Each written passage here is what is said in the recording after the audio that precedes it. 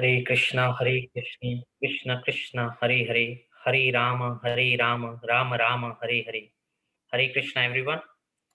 Bhakti Vedanta Bhagavad Group welcomes everyone once again to the weekly Harikatha. Please accept my humble obeisances. All glories to His Divine Grace, A.C. Bhakti Vedanta Swami Srila Prabhupada, and all Gaudiya Vaishnava Acharyas. So, before we begin, the announcements for this week. Sunday, May 30th is the disappearance day of Srila Ramananda Roy. 500 years ago, in the district of Puri, in the village of Bentapur, adjacent to Brahmagiri Alarnath, there lived a great devotee named Bhavananda Rai. Bhavananda had 5 sons, the eldest of which was Ramananda. Descendants of his family line are known as Chaudhary Patnayaka. It is said that Lord Chaitanya visited the birthplace of Ramananda in Alalnath every year. Ramananda was the governor of East and West Godavari and a minister of King Prataprudra, a great statesman of that period. Ramananda was also a poet and a scholar. When Bhavananda met Shri Chaitanya Mahaprabhu, the Lord embraced him and said, "Formerly you appeared as Pandu, and your 5 sons appeared as the 5 Pandavas." The 5 sons of Bhavananda Roy were Ramananda Rai, Patnayaka Gopinath, Kalanidhi, Sudhanidhi, and Nayaka Vaninatha. The Gauranga Desha Deepika states that Ramananda Rai was Arjuna in his past incarnation. He is also considered to have been an incarnation of the Gopi Lalita, although in the opinion of others, he was an incarnation of Vishakha Devi. He was a most confidential devotee of Lord Chaitanya. Lord Chaitanya said, "Although I am a sannyasi, my mind is sometimes perturbed when I see a woman. But Ramananda Rai is greater than me, for he is always undisturbed, even when he touches a woman." Only Ramananda Rai was able to act this way. No one should imitate him. Unfortunately, there are rascals who imitate the activity of Ramananda Rai. In Lord Chaitanya's final pastimes, both Ramananda Rai and Sarupa Damodara were always engaged in reciting suitable verses from Srimad Bhagavatam to pacify the Lord in his ecstatic feelings of separation from Krishna. When Lord Chaitanya was about to leave for South India, Sarvabhauma Bhattacharya advised him to meet Ramananda Rai, for he declared that there was no devotee as advanced in understanding the conjugal love of Krishna and the gopis. Sunday, June 6th is Appara Ekadashi, so please fast from beans and grains. And also Sunday, June 6th is the appearance of Srila Vrindavan Das Thakur. Vrindavan Das was born 4 years after Mahaprabhu took sannyas. When Mahaprabhu disappeared, he couldn't have been more than 20 years old. He was initiated by Sri Nityananda Prabhu and was apparently the last disciple whom Sri Nityananda accepted.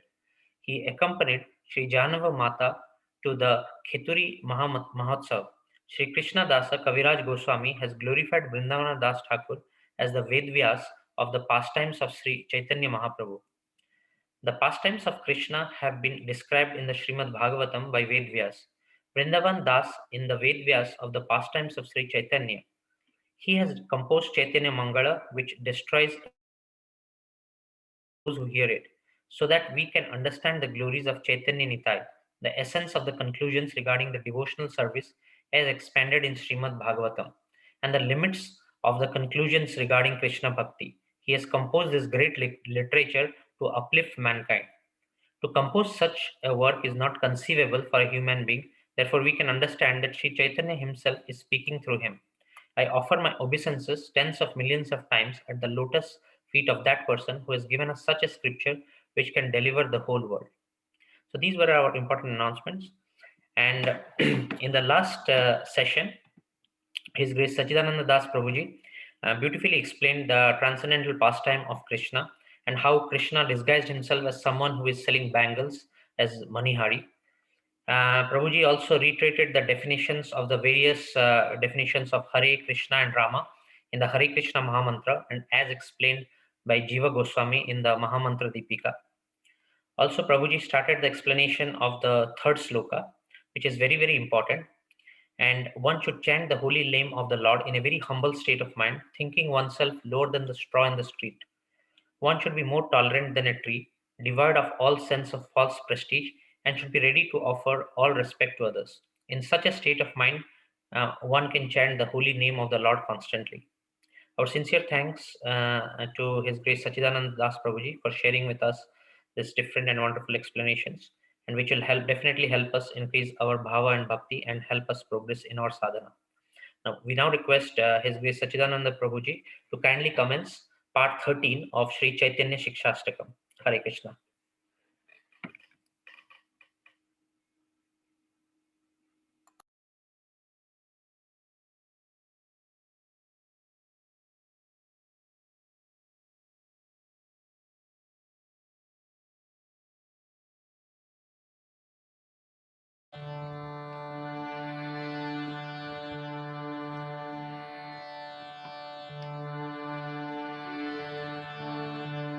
Namo Vishnu Padaya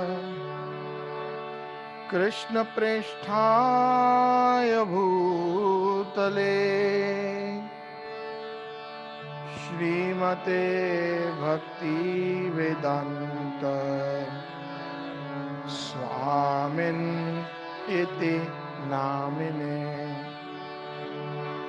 Namaste Saraswate Deve Gauravani Pracharine Nirvisesha Shunyavadi Paschatya Desha Tarine Jai Shri Krishna Chaitanya Prabhu Nityananda Shri Advaita Gadadhar Shrivasadi Gaura Bhakta Vrinda Jai Shri Krishna Chaitanya Prabhu Nityananda Shri Advaita Gadadhar Shrivasadi Gaura Bhakta Vrinda Hare Krishna Krishna Krishna Hare Hare Hare Rama Rama Rama Hare Hare Hare Krishna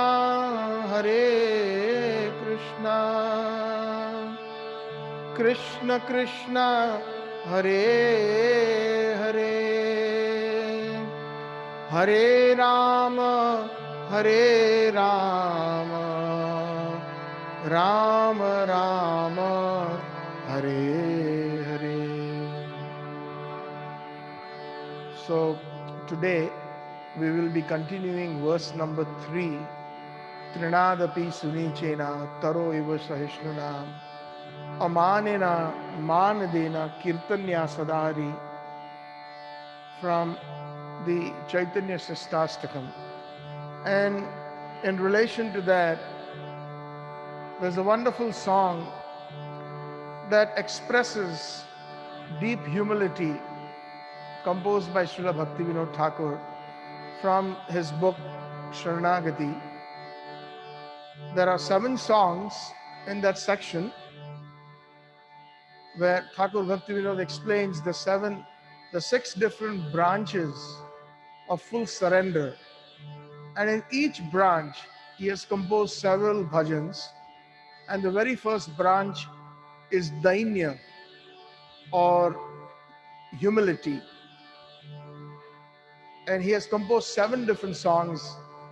Today we will sing song number 4, Amar Jivana Sada Pape Ratha Nahika Punyera Lesha, which is perfect in the discussion of the 3rd verse of Shri Chaitanya Shikashtakam. The translation is displayed, so feel free to read it. That way it will be even more clear what real humility is. Amar jivana sada pape rata nahi ka punyera lesha. Amar jivana sada pape rata nahi ka punyera lesha. Parera yudvega diyachi je koto diyachi jivera klesha. Parera yudvega diyachi je koto diyachi jivera klesha.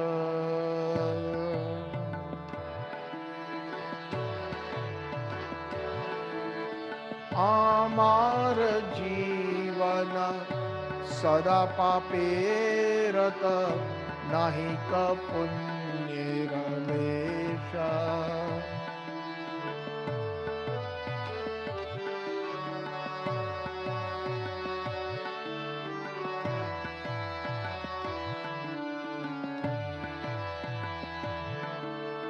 Parera udvega diyachi je koto diyachi jivera klesha.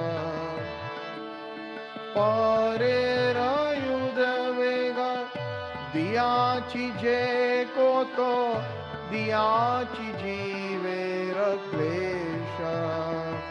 Ho yamar jivana sada pape rata nahi ka punyera lesha.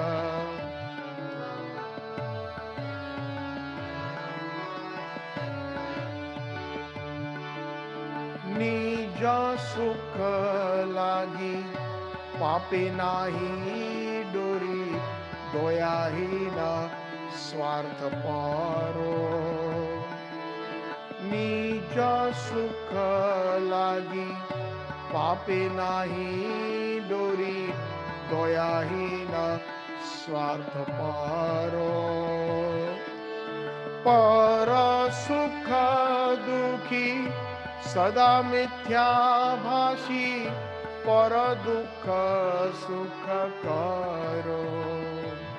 Ho para sukhe dukhi sada mithya bhashi para dukha sukha karo. Ho yamar jivana sada pape rata nahi ka punyera lesha.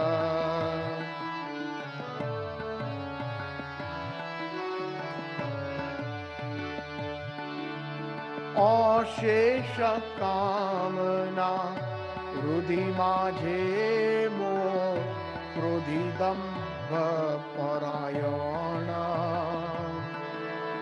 Ashesha kamna rudhi majhe mo krodhi dambha parayana. Mada mata sada vishaya mohita himsa garva vibhushana. Ho mada mata sada vishaya mohita himsa garva vibhushana. Amar jivanam sada pape rata nahi ka punyera lesha.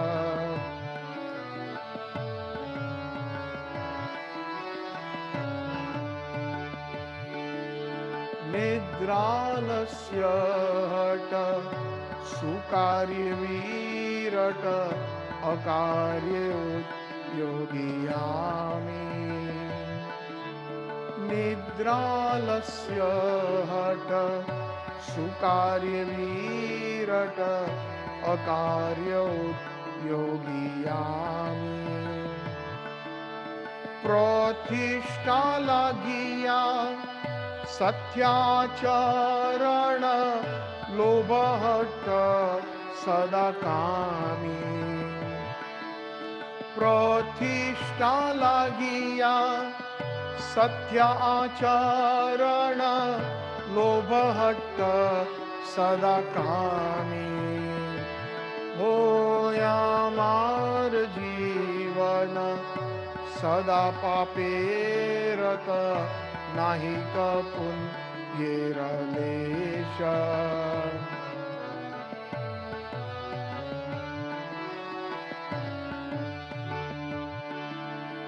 एहेनो दुर्जन सज्जन वर्जित अपराधी निरंतर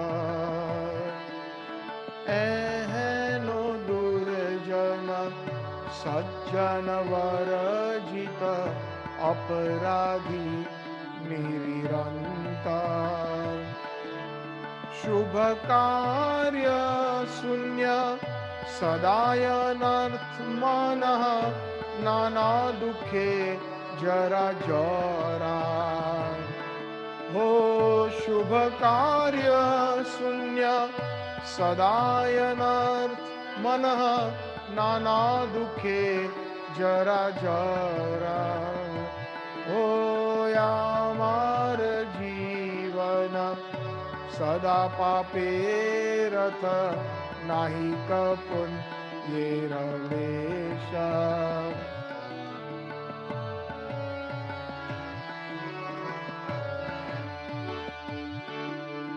वार्धक्ये এখন उपाय विहीन ताते दीन अकिंचन वार्धक्ये এখন उपाय विहीन ताते दीन अकिंचन भक्ति विनोद प्रभुरा चरणे ठाकुर भक्ति विनोद प्रभुरा चरणे कोरे दुख निवेदना हो यामार जीवन सदा पापे रत नाही कपुन्येर लेश नाही कपुन्येर लेश नाही कपुन्येर लेश परेर उद्वेग दियाची जे कोतो दियाची जीवेर क्लेश परेर उद्वेग दियाची जे कोतो दियाची जीवेर क्लेश हो यामार जीवन सदा पापे रथ नाही कपुन्येर लेश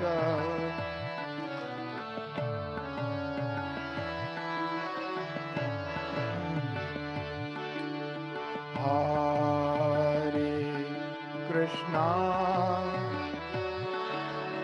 हरे Krishna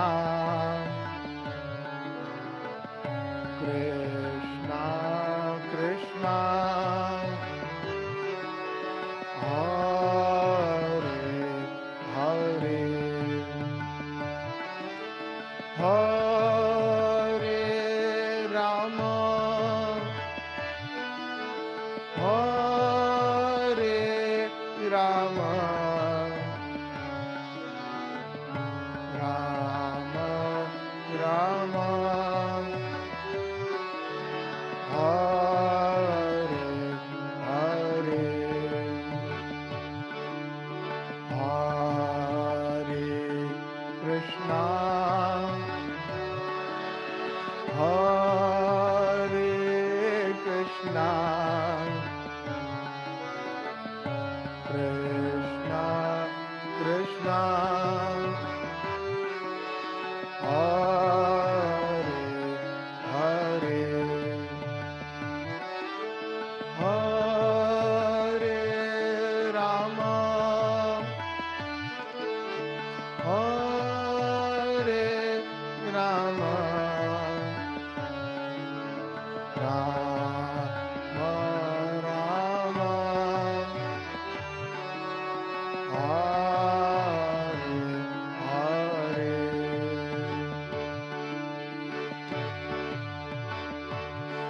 Hare Krishna, Hare Krishna, Krishna Krishna, Hare Hare, Hare Rama, Hare Rama, Rama Rama, Hare Hare,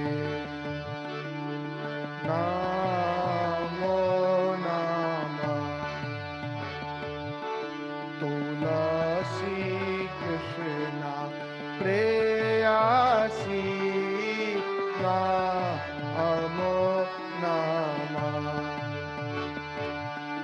Tulasi Krishna Preyasi, Namo Namah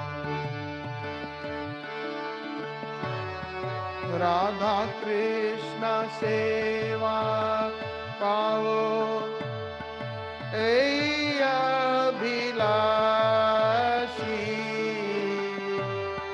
Kripa Kori Koro Tare, Vrindavanavasi. Radha Krishna Seva Pavo Eya Bhilashi,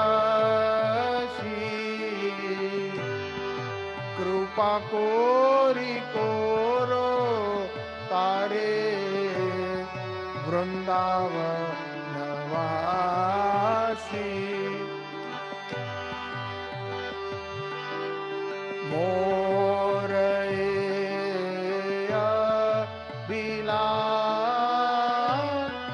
Vilas Kunje Diovas,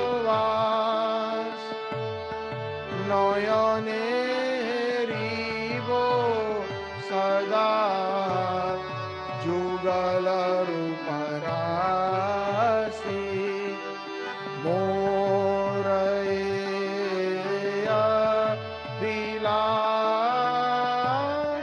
Vilas Kunje Diovas,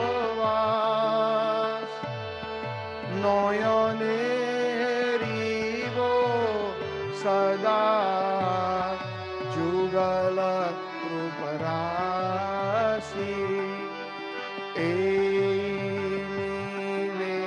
Vedana Dharo Sakhira Nugata Koro, Sevayadhikara Diye Karo Nijadasi.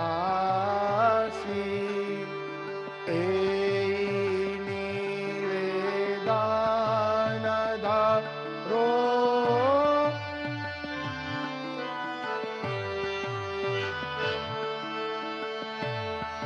Sevayadhikara Diye Karo Nijadasi. Bina Krishna Dase Koe Jana Mor Hoy, Shri Radha Govinda Preme Sada Jena Asi. Bina Krishna Dase Koe Jana Mor Hoy, Shri Radha Govinda Preme Sada Jena Bhashi. Tulasi Krishna Preyasi, Namo Namo Tulasi Krishna Preyasi, Namo Namo Yani Kani Cha Papani Brahmatyadi Kani Cha Kani Kani Prana Shanti Pradakshina Pade Pade Yani Kani Cha Papani Brahmatyadi Kani Cha Kani Kani Prana Shanti Pradakshina Pade Pade. Jaya Tulsi Maharani, Jaya Vrinda Devi, Jaya Gaura Nitai, Jaya Kishore Kishori, Jaya Jagannath, जय जगन्नाथ जय बलदेव जय सुभद्रा जगन्नाथ स्वामी नयन पथगामी नयन पथगामी भव तुम्हें जय राधा मदन मोहन राधा मदन मोहन राधे राधे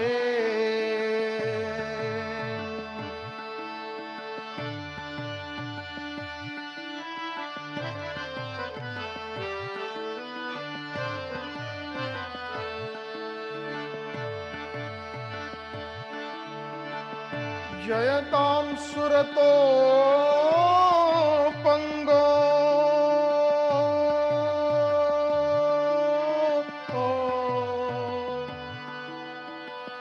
मम मंदमते गति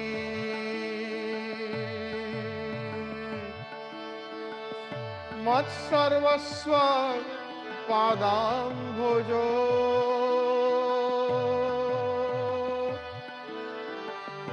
राधा मदन मोहन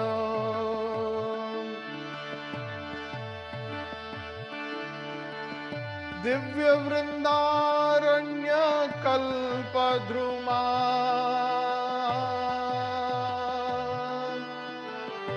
श्रीमत रत्नांगद सिंहासनस्थो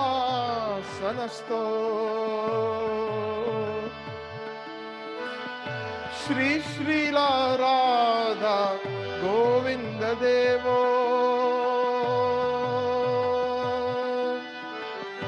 प्रेष्ठालिभि सेव्यमानो स्मरामि जय राधा गोविंद राधा गोविंद राधे राधे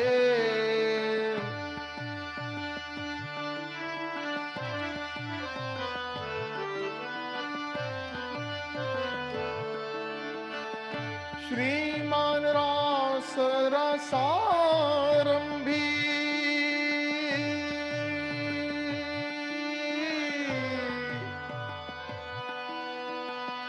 वंशी वट स्थितः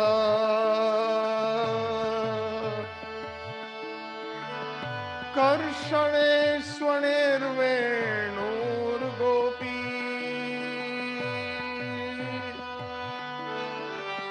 श्री गोपीनाथाय श्रेयस्तु ना जय राधा गोपीनाथ राधा गोपीनाथ राधे राधे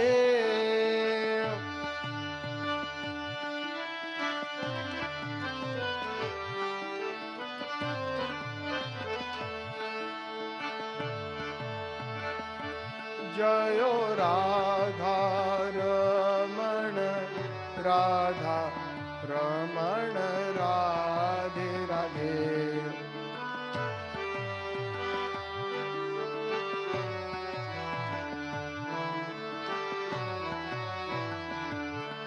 जय राधा गोकुलानंद राधा गोकुलानंद राधे राधे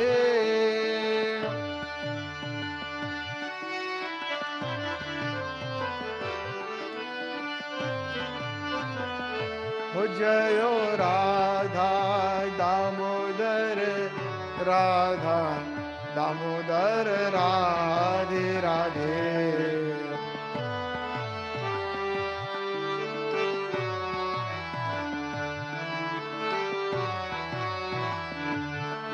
जय कृष्ण बलराम जय वृंदावन धाम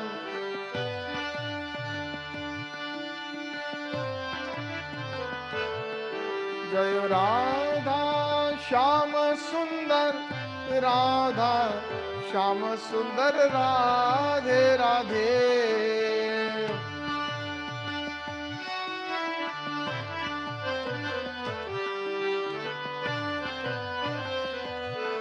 जय ललिता विशाखा राधे श्याम।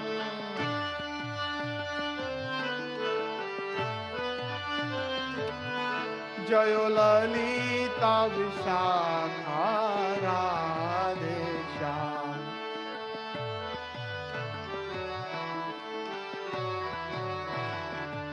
जय गौरानिताय जय गौरानिताय।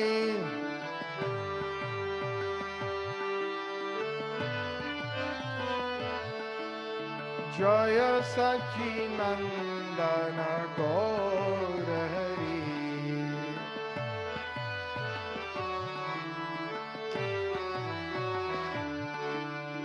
पतित पावन गौर हरि।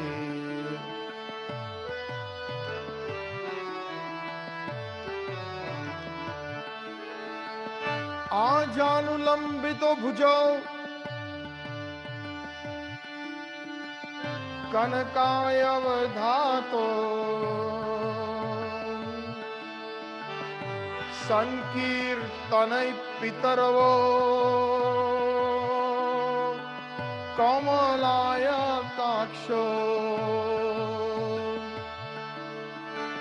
विश्वम्भरो द्विजवरो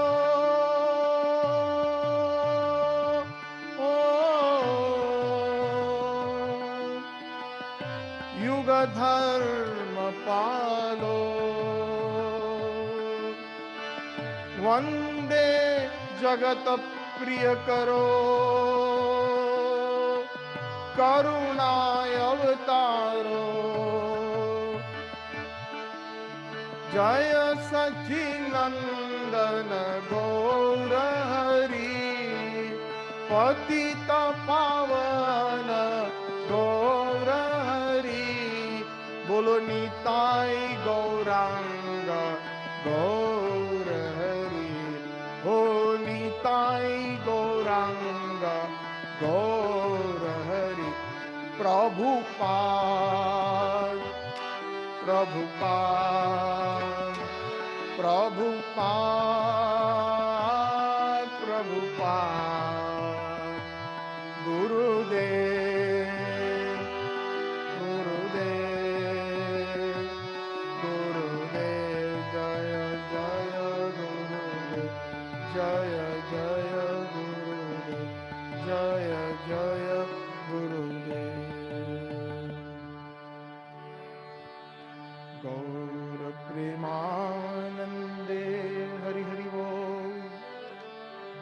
गौर प्रेमानंदे हरि हरि बोल। गौर प्रेमानंदे हरि हरि बोल। गौर प्रेमानंदे हरि हरि बोल। चैतन्य शिष्टाष्टकम। चेतो दर्पण मार्जनम भवमहादावाग्नि निर्वापणम। श्रेय कैरव चंद्रिका वितरणम। विद्यावधू जीवनम। आनंदाम्बुधिवर्धनम। प्रतिपद पूर्णामृत स्वादनम। सर्वात्मा स्नपन्नम। परम विजयते श्री कृष्ण संकीर्तनम। नाम नामकारी बहुधा निज सर्वशक्ति। तत्र अर्पित नियमेत स्मरणेन कालः। एतादृशी तव कृपा भगवन् ममयपि। दुर्दैवं ईदृशम् इह जानिनानुरागः। तृणादपि सुनीचेन तरोइव सहिष्णुना। अमानिना मानदेना कीर्तन्या सदा हरि। ना धनं ना जनं ना सुन्दरीं कविता वा जगदीश कामये। मम जन्मनि जन्मनि ईश्वरे भवताद् भक्ति अहैतुकी त्वयि। अयि नन्दतिन तनुज किं करो पतिता माम विषमे भवाम्बुधो कृपया तव पाद पंकज स्थित दुलिम सदृशं विचिन्तया नयनं जलदश्रुधारया वदनं गद्गदहृदया गिरा पुलकीर्निचितं वपु कदा तव नाम गृहणेषु भविष्यति युगायितं निमीषेण चक्षुषा प्रवश्यायितं शुनायितं जगत सर्वं गोविन्द विरहेण मे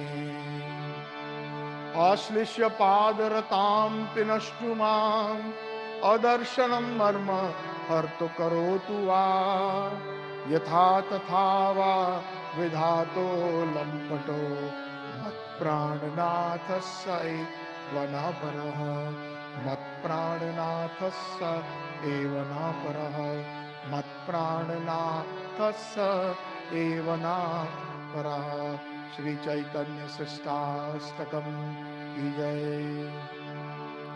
आराध्यो भगवान व्रजेश तनयस तद्धाम वृंदावनम रम्या काचिदुपासना व्रजवधूवर्गे रातया कल्पिता श्रीमद् भागवत पुराणयमलं प्रेम पुमार्थो महान् श्री चैतन्य महाप्रभो मतैदं नायत्रयाग्रह परः। वन्देऽहं श्रीगुरो श्रीयुतपदकमलं श्रीगुरो वैष्णवांश्च श्रीरूपं साग्रजातं सहगण रघुनाथान्वितं तं सजीवं साद्वैतं सावधूतं परिजन सहितं श्रीकृष्ण चैतन्य देवं Shri Radha Krishna पादान् सहगण Lalita Shri विशाखान्वितांश्च।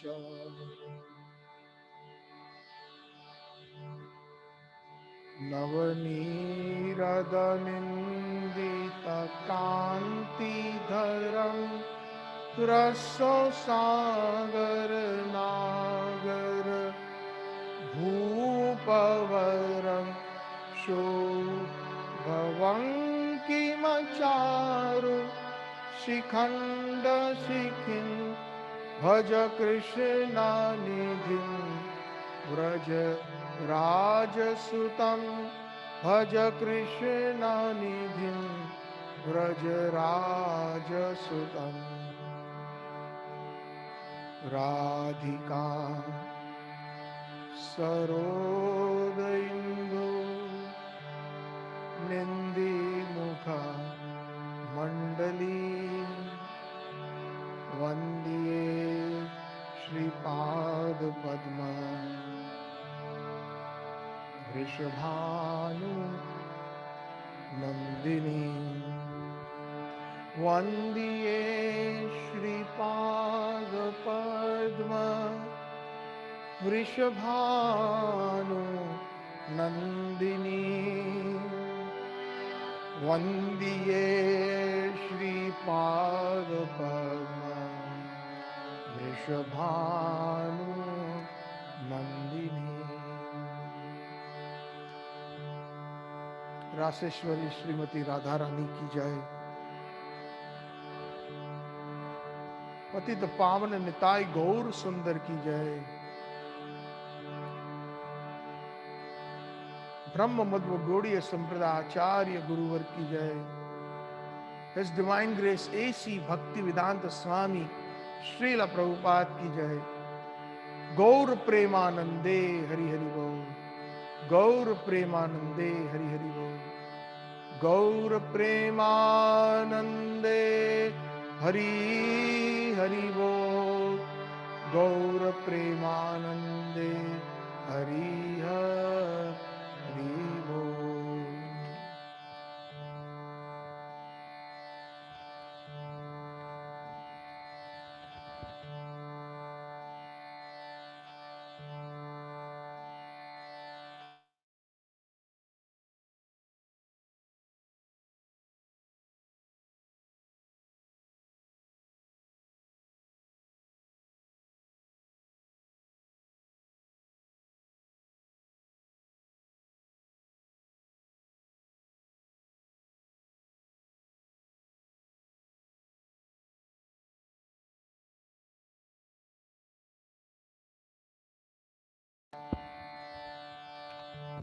Hare Krishna, Hare Krishna.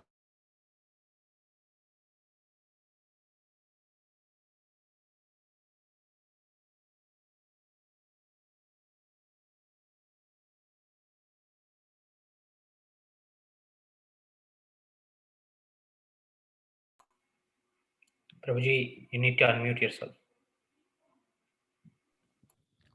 Sorry about that. I didn't realize. Hare Krishna, Hare Krishna, Krishna Krishna, Hare Hare, Hare Rama, Hare Rama, Rama Rama, Hare Hare. Today again we have gathered in the Bhaktivedanta Bhagavad group, and we will be continuing in this amazing, divine Shri Chaitanya Shikashtakam, verse number 3. Today is the 13th session, 13 weeks into the Chaitanya Shikashtakam. So sublime, so divine, so amazing, with the highest concepts of theism that are imbibed in these 8 verses spoken by the golden volcano, Mahaprabhu. Mahaprabhu, Sridhar Maharaj, has described him as the golden volcano in the Gambhira. Gambhira is the place, if you all remember, we have some devotees here from the Jagannath Puri area, so obviously they know. But for those, if you all recollect, I've mentioned it, it was a very small room, perhaps about 10 feet by 10 feet, or perhaps even a little bit smaller. And Chaitanya Mahaprabhu, this is in Jagannath Puri, just across from the temple's main gate, in a small little lane, walking distance. And on the left side, it is the house of Sri Chandrasekhar Acharya. And in that house of Chandrasekhar Acharya, Chaitanya Mahaprabhu had this one little room. And Chaitanya Mahaprabhu performed his internal bhajan there. And there were 2 very intimate associates of Mahaprabhu with him. And one of them is today is that personality's great personality, Rai Ramanand's appearance day. So Rai Ramanand and Sarup Damodar Goswami, they were the 2 most intimate servitors, associates, and uh, and Mahaprabhu's most what should I say the correct words? Fanning would be the correct word. Fanning Mahaprabhu's internal mood, just like when a fire is there and when somebody fans the fire turns into a big huge blaze. So they were very instrumental or catalytic in Mahaprabhu's uh, inner mood in Jagannath Puri. Um, we seek the blessings of Rai Ramananji, especially Prabhupada said that on the appearance and a disappearance day of a Vaishnava Acharya, we can directly ask for their mercy. And to understand the bhav, the transcendental emotions, certainly we need the blessings of those Vaishnava Acharyas who can give it to us. Thakur Bhakti Vinod, in one of his bhajans in Ohe Vaishnav Thakur, Doyar Shagar, he mentions that Ekaki Amar Nahi Paibal, Harinam Sankirtane, Tumi Kripa Kori Shraddha Bindu Diya, Deho Krishna Naam Dhane, Krishna se Tomar, Krishna Dite Par, Tomar Shakti Ache, Ami to Kangal, Krishna Krishna Boli, Dhai Tava Pache Pache, Dayal Vaishnav Thakur. Meaning, oh Vaishnav Thakur, Krishna is yours. You know, a pure devotee is able to fully control Krishna. We have mentioned this. The mood of Rajvasis, the mood in the topmost spiritual planet, Golok Vrindavan, is different from the moods of the other spiritual planets that exist in the Vaikuntha realm. In the Vaikuntha realm, the relationship is more of awe and reverence. a lot of reverence, reverential uh, attitude, demeanor towards the Lordship, and predominantly it is in the mode of servitorship in the Dasyaras. But Golok Vrindavan is very special. Golok Vrindavan is that realm, or Sri Vrindavan Dham or the Vraj Mandal is so special that nobody cares to know if Krishna is the Supreme Personality of Godhead.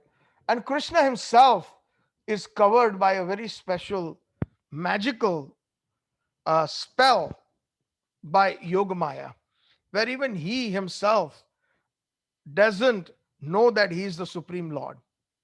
And that magical wand is also casting a spell on all the Vrajvasis with the permission of Sri Krishna. In this material world, there is Mahamaya, and in the spiritual world, it is Yogamaya.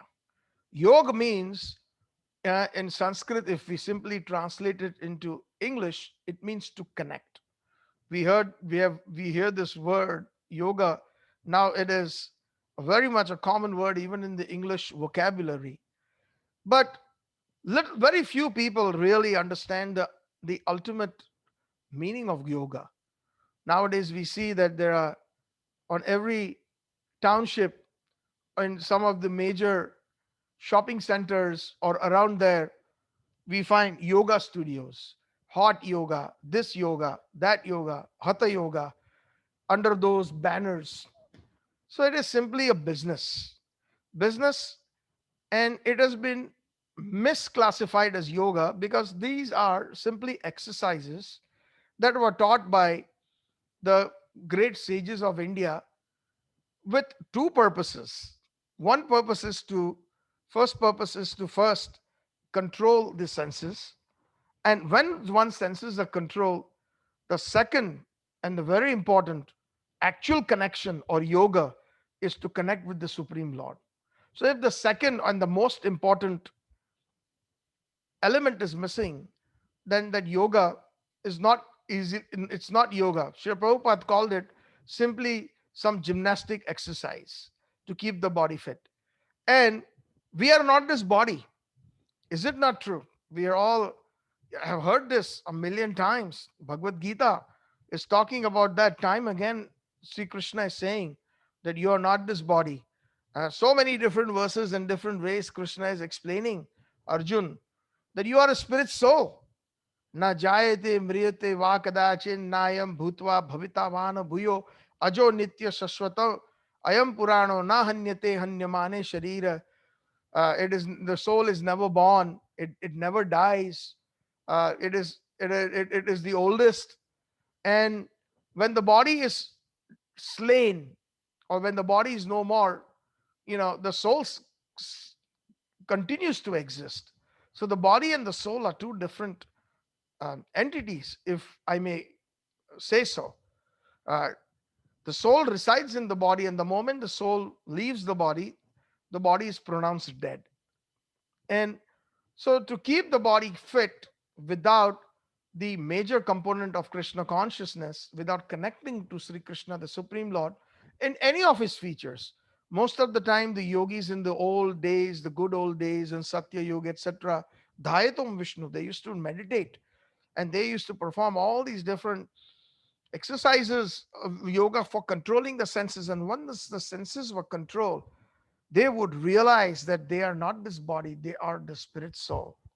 Great yogis like Dhruv Maharaj, he controlled so much, but even Hiranyakashipu was a great yogi. But what was the difference? The yogi Hiranyakashipu sat on the Mandrachal mountain for thousands and thousands of years, completely emancipated. His body had been drawn down to bones. There was an anthill that had formed when he sat in meditation. But his connection was to kill God, not to connect with God. And that is when Lord Brahma appeared and asked him, "What can I do for you?" And he says, "Give me this boon that I will become eternal." And Lord Brahma said, "That's not possible because I myself am not eternal.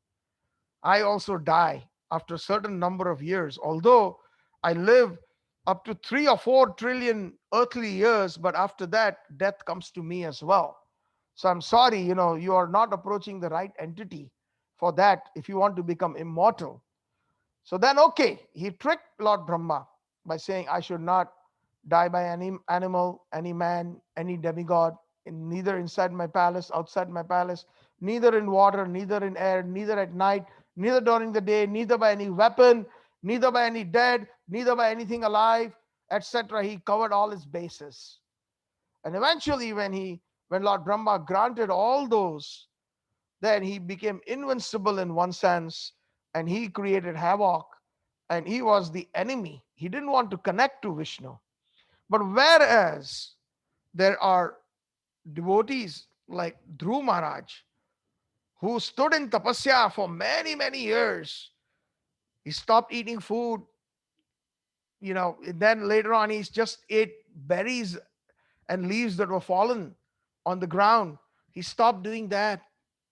He stopped even breathing. Now that is a very, very advanced stage in yoga, where you can even control your life air. Once the life air is inside, and if you can control it, and if you don't let the life air out, that then you will not die.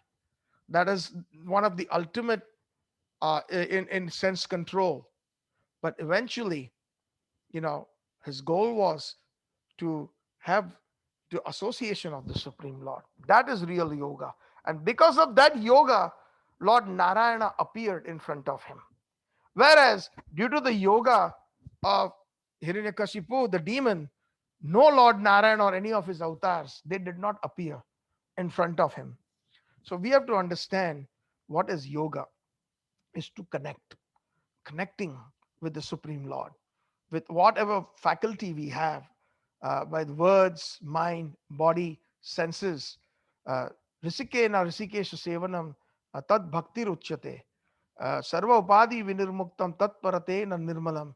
We should get rid of all our bodily designations. That is Upadi. Upadi means some kind of a troublesome situation, and that is caused in this world today is due to that, due to the delineation. Oh, I'm American. Oh, you're Canadian. Oh, we're going to block the border. Oh, you guys are not welcome to Canada. The Canadians have shut the American border, and the Americans are complaining that they want vaccine from us, but they don't want to open the borders. This Prime Minister Trudeau is really silly. So such comments are being passed. That's the news these days. So these delineations are man-made, created: American, Canadian, Indian, Punjabi, Gujarati, Odia, etc. Sarvopadi vinirmuktam, because we are not this body.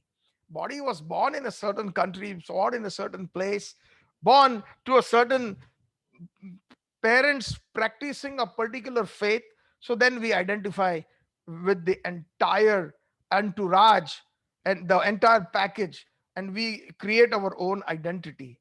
But as far as the Vedic culture is concerned, the eternal Sanatan Dharma, the eternal religion, Jiver Swarup Hoy Krishnir Nityadas, the the the original constitutional position of the soul is that this identity is that the eternal identity is that is the eternal servant of the Supreme Personality of Godhead Sri Krishna, and which means that Krishna and Krishna's associates. So this is the and we in the last session we went through a wonderful bhajan by Bhaktivinoda Thakur that describes the third verse of the Chaitanya Shikashtakam. uh, Yadi Yadi uh, Hari Kirtane, Yadi Hari Shri Hari Kirtane.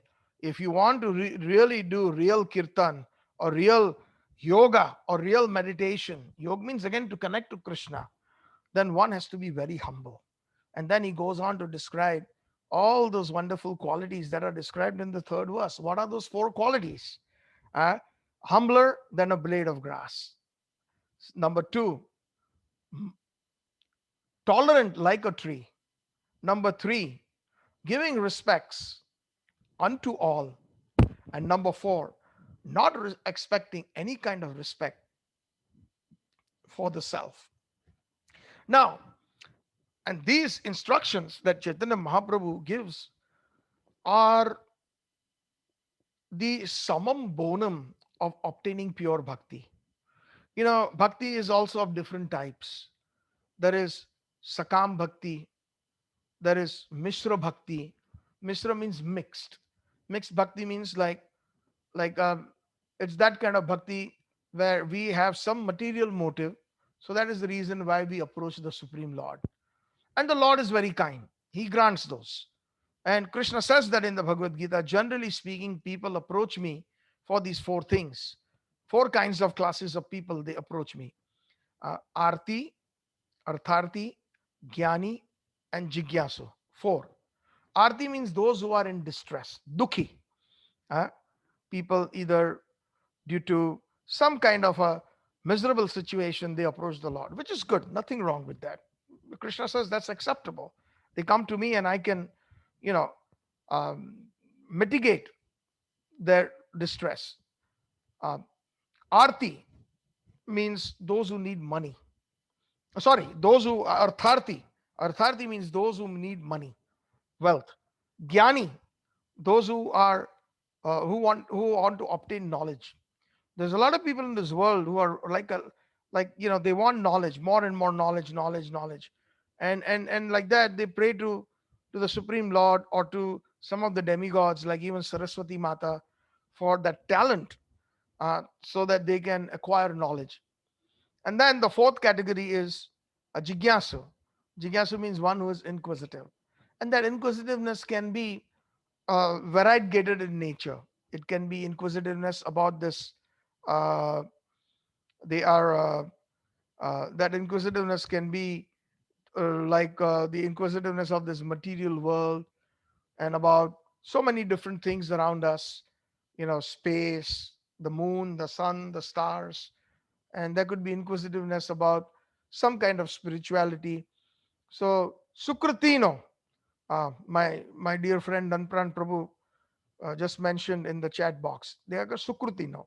So they have some kind of piety. So therefore they approach me. Generally, people who do not have that piety will not approach the Lord. Then they will become more and more arrogant and proud, and they will approach other means. And so the point is that Krishna says these people approach me, and that also we have in this category even the demigods like the Devi Devatas. They do not possess 100% pure bhakti. One has to note that, but they are worshipable. Why? Because they are still serving Krishna. They are still Vaishnavas, and they are still the Das of Krishna. So therefore, their position is very glorious. Ah, but they uh, they are not fully renounced. They still need their opulent palaces. They still need their opulent lifestyle, and they still need a lot of other things along with the service of Krishna. But the kind of bhakti that Chaitanya Mahaprabhu has been preaching, especially in this Shikashtakam, which came out like he is a golden volcano. In the Gambhira, he was doing his internal bhajan all about spreading the holy name of the Hare Krishna Mahamantra. He did the Padayatra. He traveled all over India and he gave darshan to a lot of people, and he went and took darshan of a lot of other different deities, etc. But it was time for him to now do his own reclusive bhajan with his two most intimate associates in the Gambhira in Puri to achieve a very, very uh, high desire, internal desire that he had.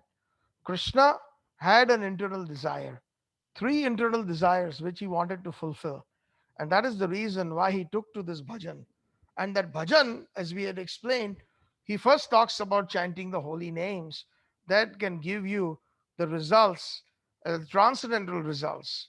And then we explained in the first verse that went on for about 6 weeks, that what are the internal and the external reasons behind Mahaprabhu's preaching of the Mahamantra, and the external reason will bring us to the internal reason, the sambandha, the relationship, then the process, which is known as the abhidya, and the last stage, which is the goal, known as the Prayojan.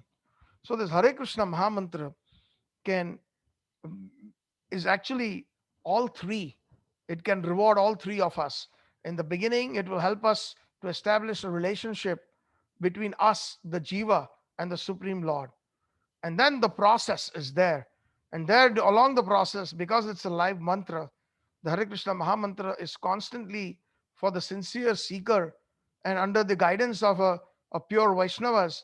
The Hare Krishna Mahamantra is a live mantra that guides us, that shows us many darshans, that's constantly, because the Hare Krishna Mahamantra is Sri Krishna and his intimate associates. In the second verse, we describe that. Nam Nam Agari Bahuda Nija. The word Nija Sarva Shaktis. My own internal potencies are present in that. So Mahaprabhu is the son of Nanda Maharaj, a Krishna who took the mood of Srimati Radharani, uh, and therefore he is known as Gauranga. He is known as Chaitanya Mahaprabhu. In the mood of Radha, who is the topmost devotee, the topmost pinnacle of devotion, and Chaitanya Mahaprabhu actually wanted to relish that. While sitting in Golok Vrindavan, he was saying that, hey, I'm looking at all these Vrajvasis, how happy they are, seeing me, and especially these gopis, and especially this one gopi, Radharani, is so crazy. She is tasting my sweetness and she is going nuts, bonkers. So, what is it in me that I also need to taste that? And if you all remember, I had given that example that when there's a little baby uh, child in the lap of the mother, and when the mother is giggling and making different gestures, the baby is jumping in joy in the lap. And the more and more the little gestures the mother does by touching the chin or touching the belly button, at that time, the child is simply, is in ecstasy, and the mother is thinking that, wow, you know look, and then she calls the husband or maybe the siblings, look at this baby, look at this baby. So the thing is, the joy of the mother is separate from the joy of the baby, in one sense, that whatever joy the baby is feeling is indeed of a higher nature than the one who is instrumental in giving that joy. The joy of the baby is much more than the joy of the mother. So, similarly, Krishna wanted to taste his own sweetness, but how could he do it without actually taking the emotions of Radharani? And that is one of the internal reasons why he came as Chaitanya Mahaprabhu, just to revise a little bit. And then the second reason was that what does she feel, Radharani? The internal pleasure that she gets, I want to taste that. And the third reason was that I want to glorify the prem of Radharani, the love that she has for me. Indeed, her glory should be sung everywhere. Her glory should be known. And that is the reason why Chaitanya Mahaprabhu is the only avatar that openly came and gave this Hare Krishna Mahamantra, that actually has that transcendental emotions of the amorous love, of the Madhurya Rasa that is imbibed in it. Although the Mahamantra has been existing since time immemorial, and in different yugas and different devotees and different sampradayas have been chanting, but the consciousness is very important. And accordingly, the Mahamantra, the live mantra, Krishna and Krishna's associates grant us the results, because they reserve the right, just like the owner reserves the right of how much they want to open the door, how much they want to talk, just standing at the door, inside the door, inside the living room, inside the kitchen, inside the dining room, or maybe take the person into the bedroom and have a discussion with the person there. Ye yatha mam prapadyante tam sa tathaiva bhajamiham.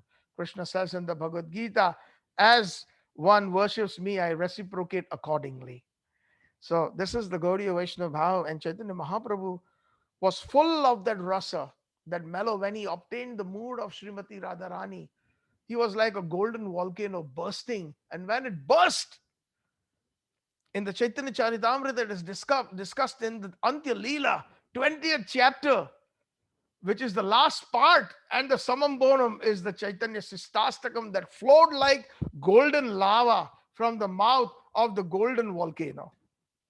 Chaitanya Mahaprabhu was like a heap of gold. He was like a golden volcano. When he danced in front of the Rath in Jagannath Puri, it was like as if a huge mountain of gold was right there, in front of everyone because of his complexion, because of his divinity. So, very rightfully, Vaishnava Acharyas have described him as the golden volcano of love, of divine love, because he had obtained QED. Does anybody remember this term? Q period, E period, D period.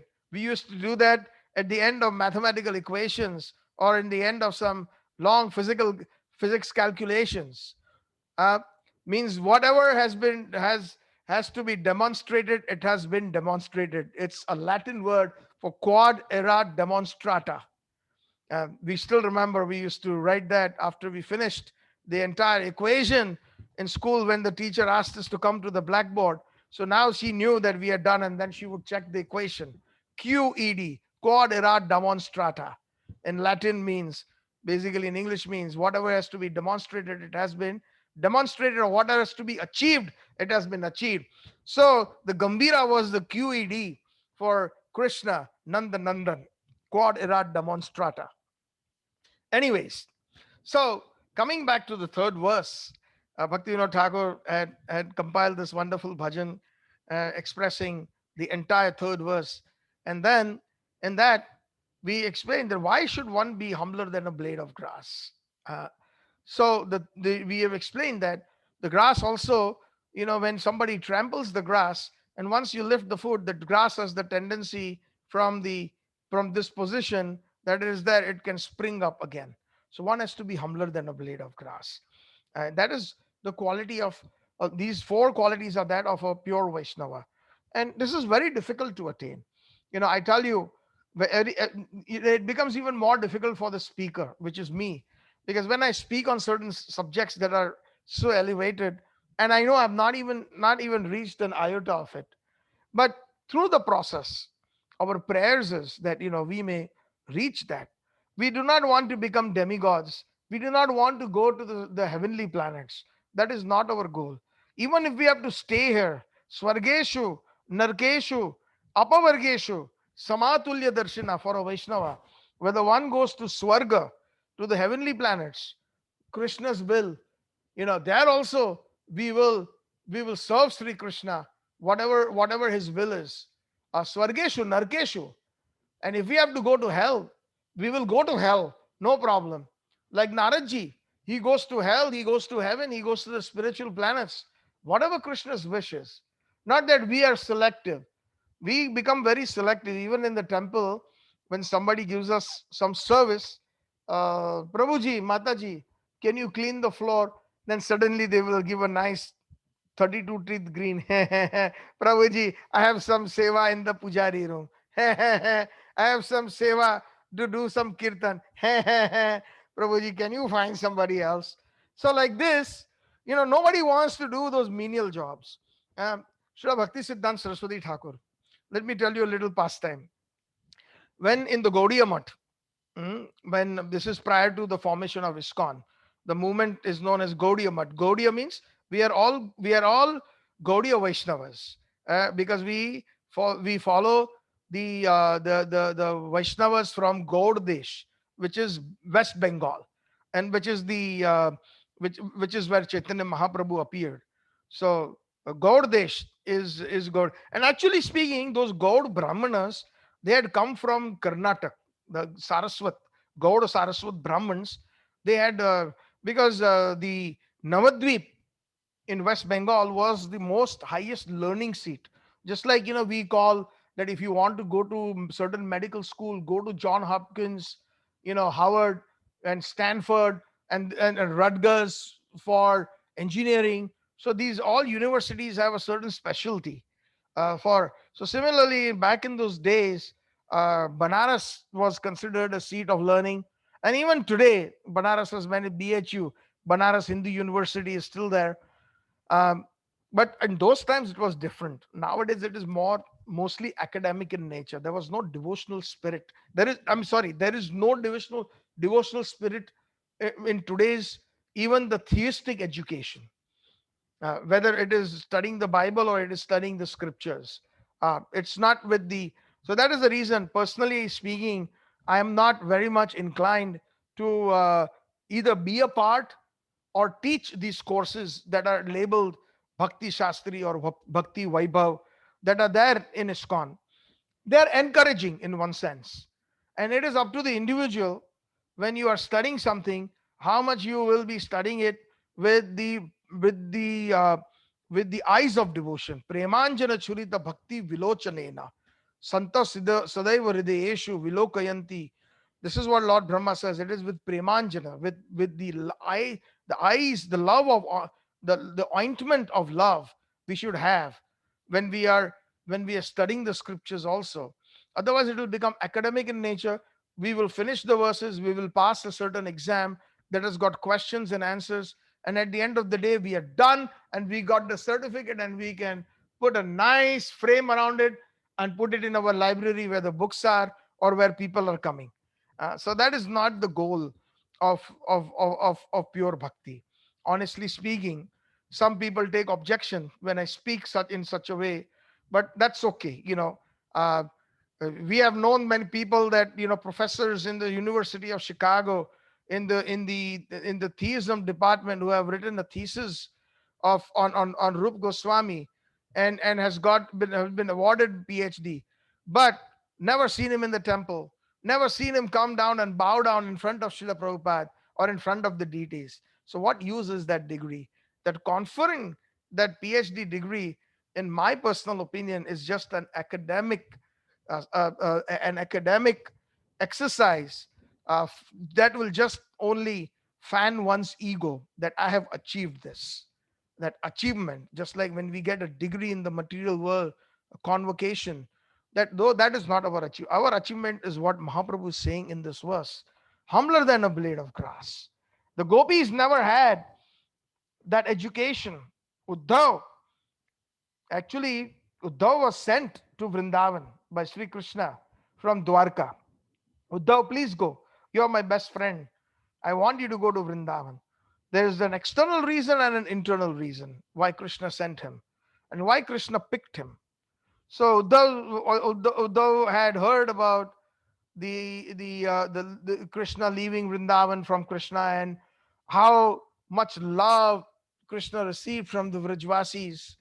And Krishna himself was so despondent when he was speaking and thinking about Vraj. So Krishna said, Uddhav, why don't you go to Vrindavan and, uh, give them some kind of a solace, give them some comfort. And then Uddhav, according to the acharyas, was thinking that, oh, I am this great uh, devotee, or a disciple of the guru of all the demigods, Brihaspati. And and my scholarship has been well accepted, you know in the heavenly planets, etc., everywhere. And he knew the Vedas and everything perfect. Of course, he knew it with the angle of devotion, no doubt about that. There was no tinge of Mayavadism in that. Otherwise, Krishna would never made him his friend. Not possible. But when he went to, and he was thinking along the way when he was going to Vrindavan, I think I'm going to be comforting Nanda Maharaj, Yashoda Mai, all the gopis, all the gopas, and even Radharani, by preaching to them from the different instructions of the Vedic scriptures, that you are not this body, you are a spirit soul. Uh, Ashochanam asochastvam pragyavadanscha bhasase gatashuna gatasunscha nanu shochanti pandita. One will not lament either on the on the dead or the living, etc. And you're talking like a Pandit Arjun, but you're basically lamenting, that this is my great grandfather Bhishma Dev, this is my guru Dronacharya, this is my guru, my kul guru, Kripacharya, these are my cousins. So you're on a bodily platform when you think like that and when you act like that. And like that, there are so many different uh, instructions in the Bhagavad Gita. Dehino asmin yatha deha kaumaram yovanam jara tatha dehantara praptis dhiras tatra na muyati. So, one who is a very sober person, or one who is a very, very intellectual, but doesn't lament over the dead or the living, and the body just simply grows from childhood to youth and from youth to old age, and at the end it perishes. So like that, there are so many Brahma Bhuta Prasanna Atma na Sochati na Kankshati Sama Sarveshu Bhuteshu, like this. So one who is on a spiritual platform, looks upon everybody equally, Sama Sarveshu Bhuteshu, and doesn't lament or doesn't hanker over anything. So he was thinking, all these things I will instruct them, and I will try to give them the instructions of the Vedas and the scriptures and give them solace. I will give them comfort by giving them this spiritual instructions. But when Uddhav went and when he met all the Vrajvasis, when he saw the separation, and when he saw how they were crying and the love that they had for his best friend, Sri Krishna, he could not even utter a single word in one sense in terms of giving instruction. Rather, he took instruction from them about how to love Krishna. So when he went back, because he was the best friend of Krishna, Krishna wanted him to see firsthand and learn what real prema is, which is not tinged with even an iota of material or materialism. So like this is the line of Mahaprabhu. Mahaprabhu's line talks about only pure bhakti. Mahaprabhu's line talks about only Srimad Bhagavatam with its topmost essence of pure bhakti, nothing that is adulterated in any way. And that is the reason why Chaitanya Mahaprabhu says that this particular verse, it is said that you should wear it like neck beads in your neck. Very hard, very hard. We can hear the, but once we hear these instructions, and perhaps when we discuss it again and again, and that is why it is called satsang, when in the association of devotees, when we discuss such wonderful topics, although it may not be there in us, but ultimately what is going to happen is it's going to stay in the back of our heads, it's going to enter our hearts, and our bar and our standard will be raised. And eventually what will happen, a deep desire, a constant desire, when that happens to us, then Krishna within our heart recognizes that deep desire, and he makes our situation in such a way that the kripa will flow and we can become Trinadapi Sunichena, Taro Iva Saishnunam, Amanina Manadena, and therefore we will be able to do Kirtanya Sadahari. So, humbler than a blade of grass, very humble. Indeed, we need to become that. Humbler than a blade of grass.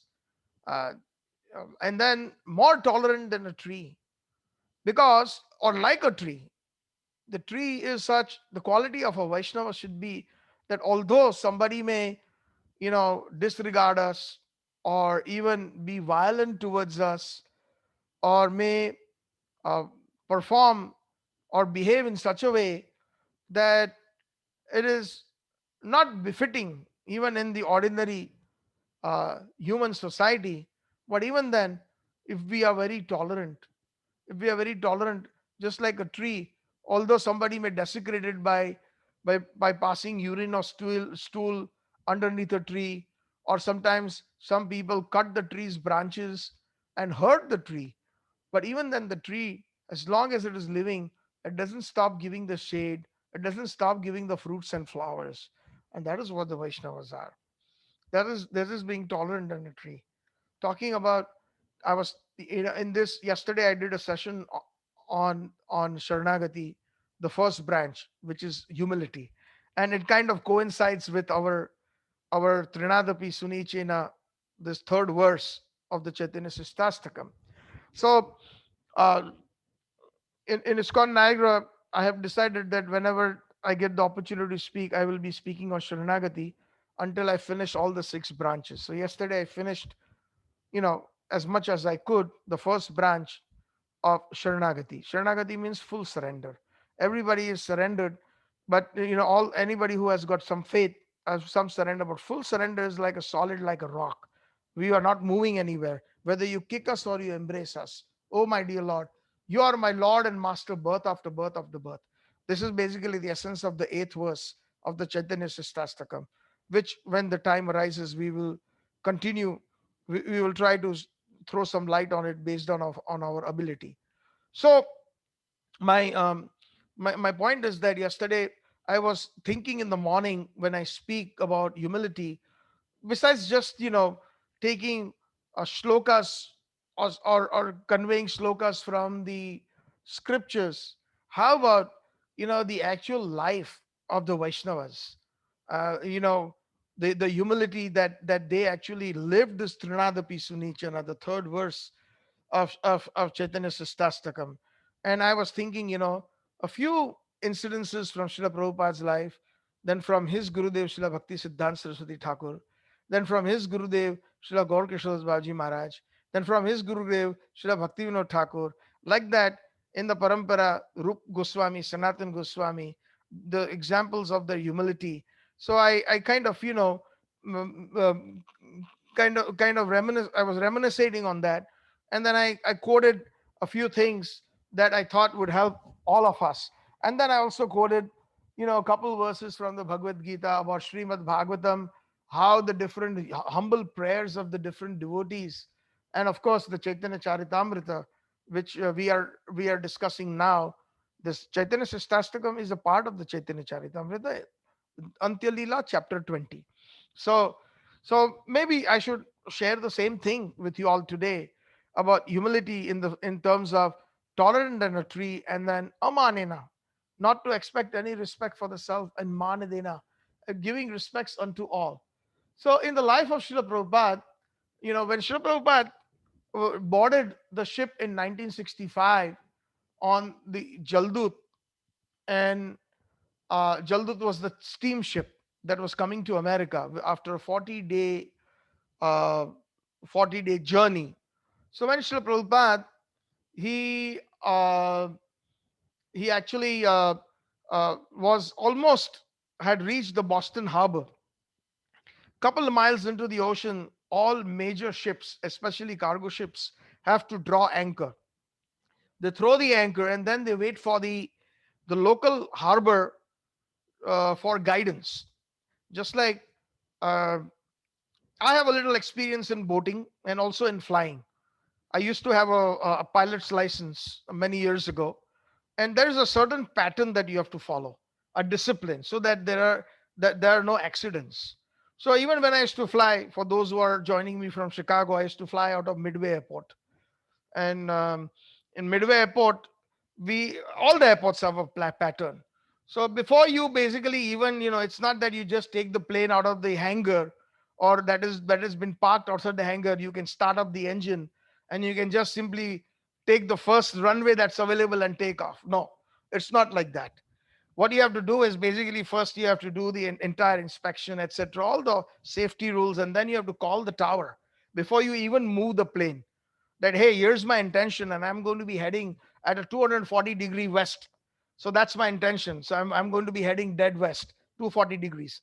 So all these, and then you have to fill out a form, a very brief pilot's thing, where you have to fill out all these things, call, and then there is a serial number of the aircraft that you need to write down, and some basic data. And that you have to then pick up the radio and tell the tower, read it out to them. And then the towers will say, November 34959, please stand by. So basically, November 3459 was the serial of the plane. So they have got their information. They have made a note of it. And then after a few minutes, when it is ready, they will say November 3459, approach highway number, approach runway number 30 through apron A, C, and F. So they would even guide you how you are supposed to approach that particular runway. You just not just whimsically take any path to that runway. So then they are watching and they are making sure that there is no other aircraft on that apron or that little strip that leads to the runway.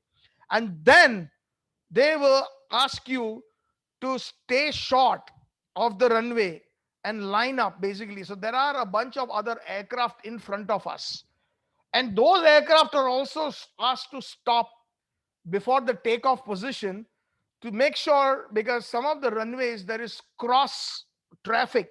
A plane can be landing, and if you are landing and it is intersecting your runway, then you can get into an accident.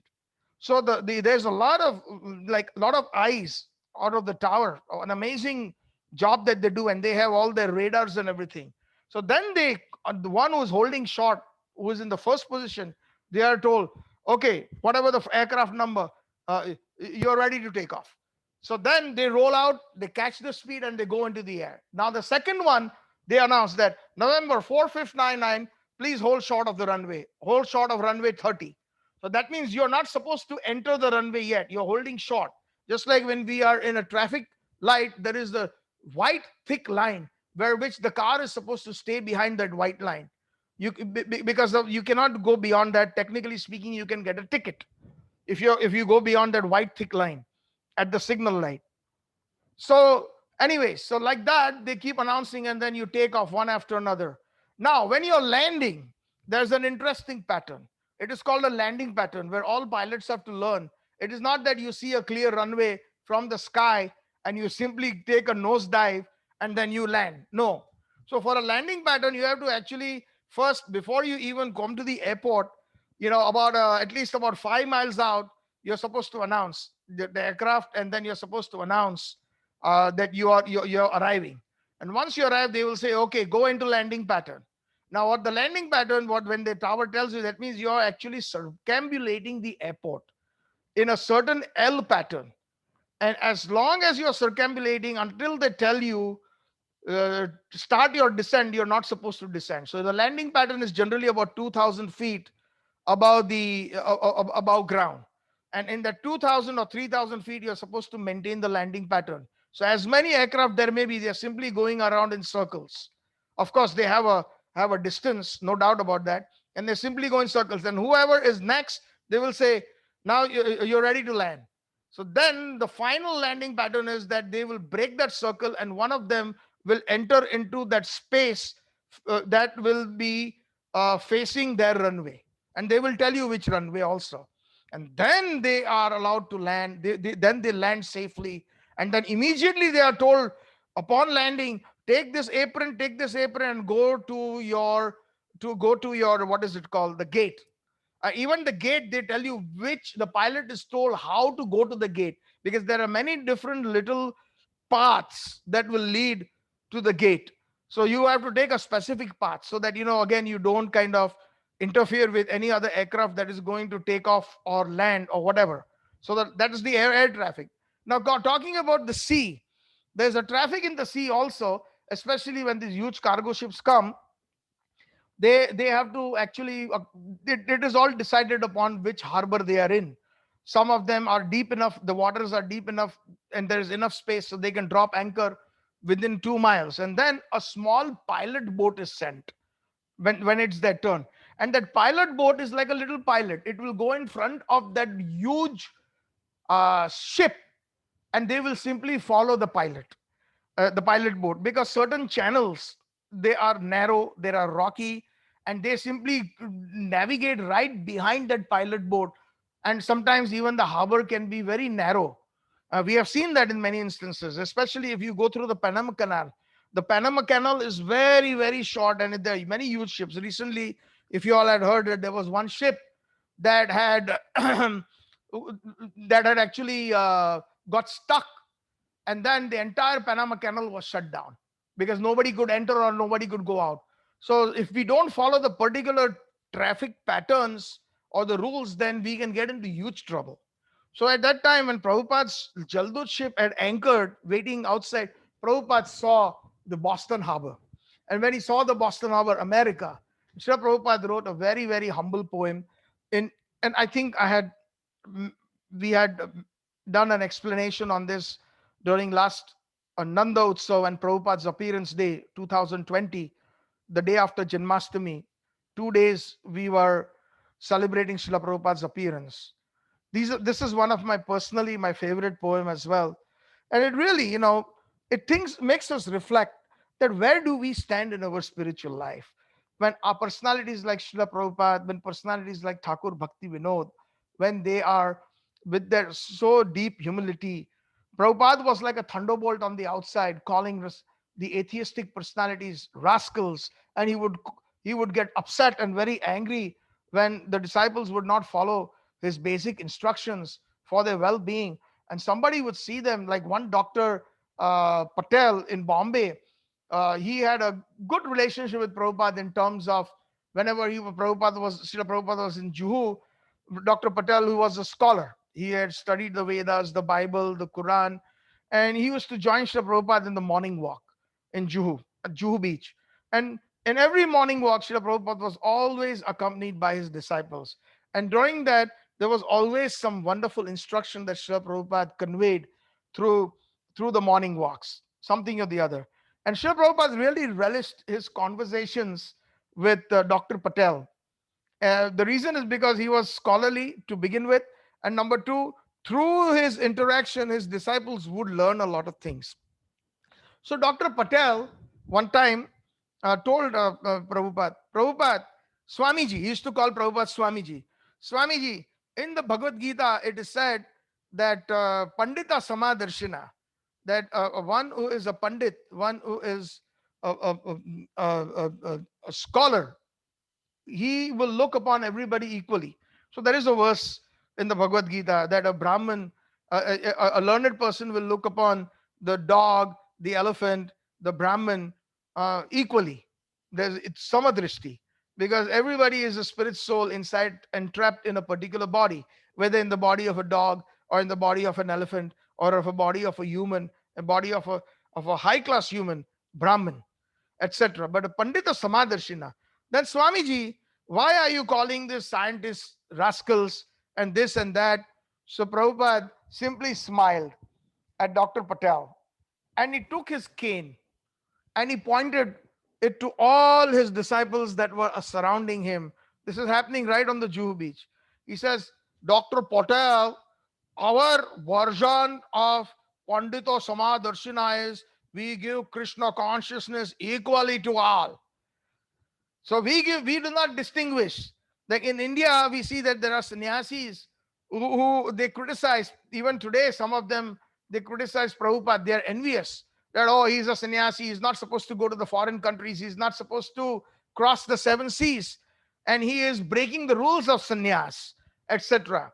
But Srila Prabhupada had a higher purpose beyond varnashram system, beyond the four varnas and beyond the four ashrams.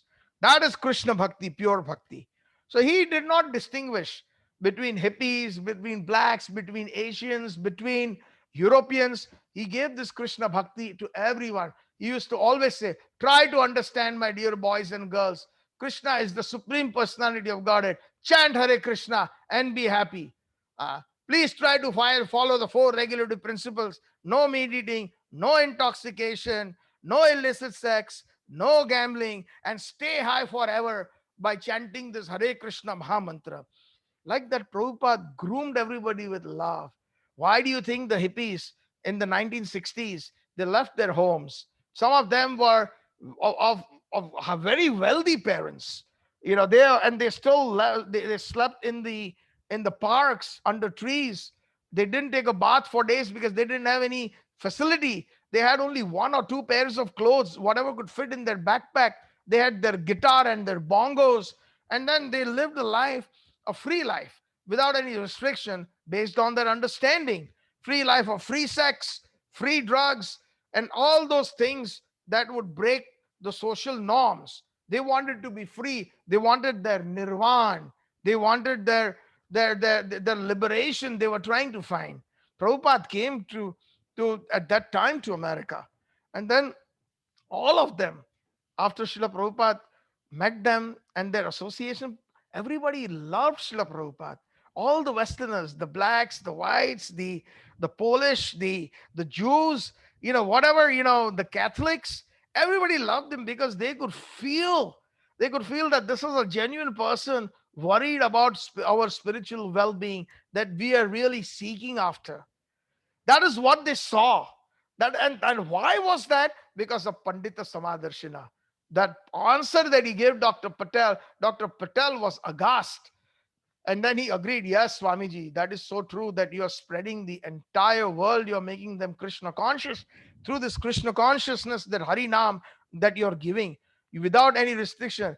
Like otherwise, the Orthodox Brahmins will always, only initiate their Brahmins. They will only give these sanskaras to their own sons and their relatives. They will only give them the deity worship if they are of a certain temple that have received the deities in parampara. They will only let their own children and their own vansha, their own generations worship the deities. No matter who you are from outside, you're not allowed. You're not allowed to do that. So those restrictions are there. And there is a moment of sense gratification there. And there is also in that there's a consciousness, a bodily concept. It is not on the ultimate consciousness of the soul.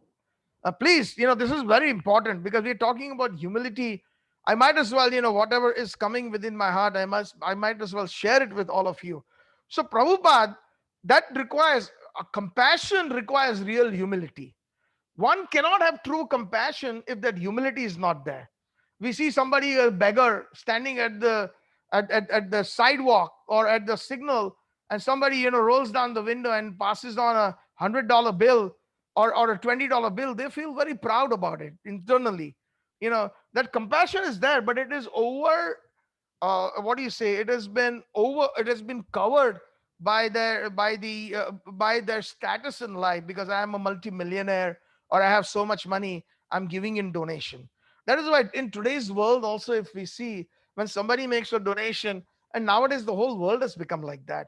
The temples are becoming like that.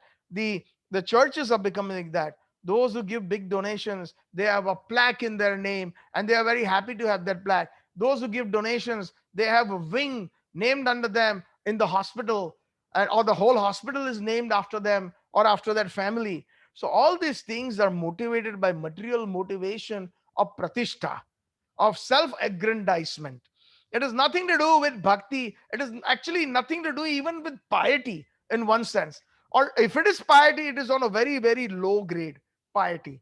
Krishna says in the Bhagavad Gita, our grandfather used to say that supposing if you want to give somebody something, your right hand, if it gives something, the left hand should also not even know. So this is a saying. It is kind of a proverb. It's a proverb. That means, it has to be so uh, it has to be kept a secret. We do not need to advertise the good things that we do. But of course, the good Lord, who has got witnesses, he is a witness himself in the heart of everyone, who knows who does good and bad and who does pure bhakti. So these are the different things. So Srila Prabhupada was just simply the compassion and the love that radiated from him is what these hippies were able to give up. Today I got a WhatsApp. I forget the name of one of the prominent. It is not coming to my mouth. One of the prominent saints in Vrindavan, and he was appreciating Srila Prabhupada. He was saying that uh, all these uh, Paschatya Desh, means the Westerners, like we use that word Paschatya Desha Tarin in Prabhupada's Pranam Mantra, the last line. All these, all these persons, Swami Prabhupada is amazing. They don't even drink tea and coffee. They don't even drink tea and coffee. What an amazing transformation. And to us, the Indians, when we ask them to give up, onion garlic, they cannot do that. To give up the tea and coffee, they cannot do that. So he was appreciating Srila Prabhupada. So somebody who was addicted to the heavy drugs like heroin, cocaine, LSD, all those heavy duty drugs, they dropped all that just on the association of Swamiji, but on the association of Srila Prabhupada. Because Srila Prabhupada came with such a beautiful, with such humility and compassion. And we can find that he wrote this poem, in his diary, which the devotees found after Srila Prabhupada left on 14 November 1977. You know, Prabhupada kept that a secret. He never advertised it. And what was that? It is called the Jaldut diary. And in that diary, Prabhupada wrote two poems. One of them is known as Markine Bhagwat. And in that, Srila Prabhupada says that, my dear Lord Krishna, he's saying, Srila Prabhupada is saying that you are so kind upon this useless soul, but I do not know why you have brought me here. Now you can do whatever you like with me, whatever like with me. So, uh, but I know, he says, by your causeless mercy, uh, you can make everything happen because you are the most expert mystic. So Srila Prabhupada is kind of, uh, reflecting on the last verse of the Bhagavad Gita. Yatra yatra yogeshwar. Yogeshwar means the mystic, the master of the mystics. So wherever the master of the mystics is there, victory is guaranteed. So like this, Prabhupada's victory was also guaranteed because of his full firm faith in the holy name. And the holy name is non-different from the master of the mystics, Sri Krishna. That's what we have been learning. It's a live mantra. So Prabhupada mentions that how will they understand, these foreigners, these people, in the United States, uh, how will they understand this message of bhakti or devotional service? Oh Lord, oh Krishna, I'm simply praying to you for your mercy so that I will be able to convince them about your message. I wish, look at this now.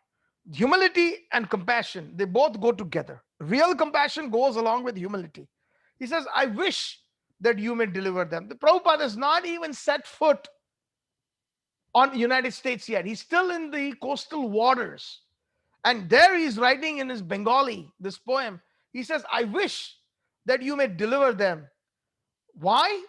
Because it if it is your desire that their deliverance will happen, and then only they will be able to understand your message. So Srila Prabhupada came with what? He came with the message of Gauravani. He had Srimad Bhagavatam first canto. Uh, he had a, he had hardly 3 pairs of clothes, one umbrella, and the rest of it, he had 2 trunks full of Bhagavatam that he had printed in India. And his thing was to give Gauravani. The Gauravani means the message of Chaitanya Mahaprabhu. That was his message. So I'm going to be speaking about these subjects, but I don't know how they will understand it. And then he goes on to say, the words of Srimad Bhagavatam are your incarnation. Sri Krishna, Bhagavatam is Sri Krishna Parivartate. Yes, we had explained that, if you all remember, in the introduction of Srimad Bhagavatam, we did the first 2 verses, and I think we did it for about a good 12 weeks, including the introduction. And the introduction, I think, was about 4 weeks. The first verse was 6 weeks, and I think 3 or 4 weeks were on the second verse. So in that we had mentioned this part, that there was a nice verse. Now it doesn't come to my mind, but Krishna is the Bhagavatam.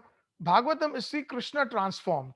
It is Krishna avatar himself. Just like the holy name is a live mantra, similarly Srimad Bhagavatam is also a live mantra in the terms of Krishna and Krishna's associates pastimes.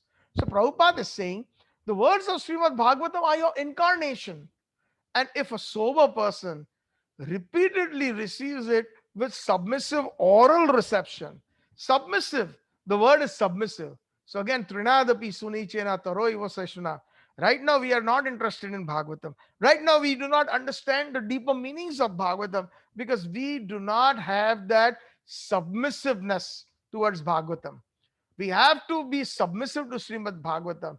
In Bhagavatam, also, the instructions are very clear in the second verse, where it says that Srimad Bhagavatam Mahamuni Krite Kim Va Parai Ishwara Sadhya Avarudyate Atra Krutubi Sushrubihi Tatshana. Krutubi and Sushrubi are the qualifications. One should be non-envious, and also one should be very, very much desirous within the hearts to understand Srimad Bhagavatam. That is the qualification of the real hearing of Srimad Bhagavatam. He goes on to say in his humility, this is Trinadapi Sunichena. How will I make them understand the message of Krishna consciousness? Oh Krishna, I am very unfortunate, unqualified. I have no qualification, and the most fallen. Therefore, I am seeking your benediction so that I can convince them. I can convince these American boys and girls, for I'm powerless to do so on my own. This is Trinadapi Sunichena, that I am fallen, most fallen, Prabhupada writes. And I'm unfortunate that I'm unqualified. Somehow or the other, my dear Lord, you have brought me here now to speak about you. I'm not here to speak about something else. I'm here to speak about you, oh my dear Lord. So, oh dear Lord, it is up to you to make me a success or failure as you like. See, he doesn't talk about his scholarship. He doesn't talk about his Sanskrit. He doesn't talk about any of that in his prayer. He, in his humility, is saying that now, my dear Lord, it is up to you to make me a success or a failure. And then he goes on to say, spiritual master of all the worlds, Jagat Guru. So here the word Jagat Guru has two meanings. Krishna is also known as Jagat Guru because he is the original preceptor. Om Janmadiyasya Yatovanvayaditartascha Artheshwa Bhigyaswarat Tene Brahma Hridayadi Kave. This is the first verse, few lines of the Srimad Bhagavatam. Tene Brahma Hridayadi Kave. So he is the one, the first spiritual master who gave the spiritual knowledge to Lord Brahma in his heart. Uh, Tene Brahma. Brahma means spiritual knowledge. Tene means Sri Krishna. Tene Brahma Hridaya Adi Kave. Hridaya means heart. Adi Kavi means Lord Brahma, the first poet and the first created being. So, like that, Krishna is a Jagat Guru, and at the same time, Jagat Guru also he is talking about his own Gurudev, Srila Bhakti Siddhanta Saraswati Thakur Prabhupada. Uh, this wonderful personality on my left hand, where my hand is right now, Bhakti Siddhanta Saraswati Thakur. So he is also known as Jagat Guru, the preceptor for the entire world. Such a wonderful personality, Srila Bhakti Siddhanta Saraswati Thakur. He's saying, oh, spiritual master of the worlds, I can simply repeat your message. So, what it means is, Krishna, whatever you had instructed to Lord Brahma, to Naradji, to Vyasdev, to Madhvacharya, and it came down in disciplic succession to Mahaprabhu, to the six Goswamis, it came down to Baldev Vidyabhushan Vishwanath Chakravarti Thakur, Narottam Das Thakur. It came down to six Goswamis. It came down to Srila Gaur Kishore, to Srila Baldev Vidyabhushan, and then it came down to Srila Jagannath Das Babaji Maharaj in disciplic succession. It came down to Bhakti Vinod Thakur, then to Srila Gaur Kishore Babaji Maharaj, Srila Bhakti Siddhanta Saraswati Thakur. So he's saying that I can simply repeat your message. That is why Srila Prabhupada, everything that he took, that amazing and meticulous care is as it is, whatever the message is, without manipulating, without saying that in our opinion or we think like that. Uh, as it is, whatever it came down directly from Sri Krishna to Lord Brahma, all the way to Srila Bhakti Siddhanta Saraswati Thakur. And that is what our pride is. And we also pray to all the Vaishnavas that never ever we deviate whenever we are speaking Katha. We speak it as it is. We seek the blessings of Srila Prabhupada and the Acharyas. That is the only thing that I have that I can say. Otherwise, many people say that, oh, it was a nice Katha, but the credit goes to my Srila Prabhupada. The credit goes to all those Vaishnavas who are speaking this and sharing Krishna consciousness as it is. So he says, only by your causeless mercy my words will become pure. Ahaituki kripa. He uses the word ahaituki, your causeless mercy. Uh, I am sure that when this transcendental message penetrates their hearts, Prabhupada is saying, they will certainly feel gladdened and thus become liberated from all unhappy conditions of life. So Srila Prabhupada is always thinking, even before stepping, down from the Jaldu ship, for the well-being. And that is the quality of a true Vaishnava. That is Taro Iva Sahishnunam in one sense, always thinking of the well-being, like a tree is thinking about the well-being. Oh Lord, he says further in that poem, I'm just like a puppet in your hands.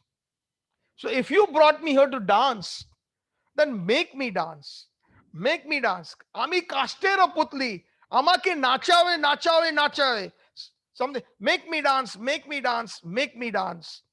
Oh Lord, make me dance as you like. That is surrender. That is humility. That is Trinadapi Sunichena. And further, look at the humility of Srila Prabhupada. I have no devotion. Nor do I have any knowledge, but I have a strong faith in the holy name. I have been designated as Bhakti Vedanta. And now, if you like, you can fulfill the real purport of Bhakti Vedanta. Sri Prabhupada was given this title as Swami Maharaj. That is Prabhupada's sannyas name. And sannyas name and his godbrothers, because of his erudite bhakti scholarship, he was given the title Bhakti Vedanta. It is a prefix, Bhakti Vedanta. Just like, in mundane terms, there is this prefixes, Lord such and such, Lord Mountbatten.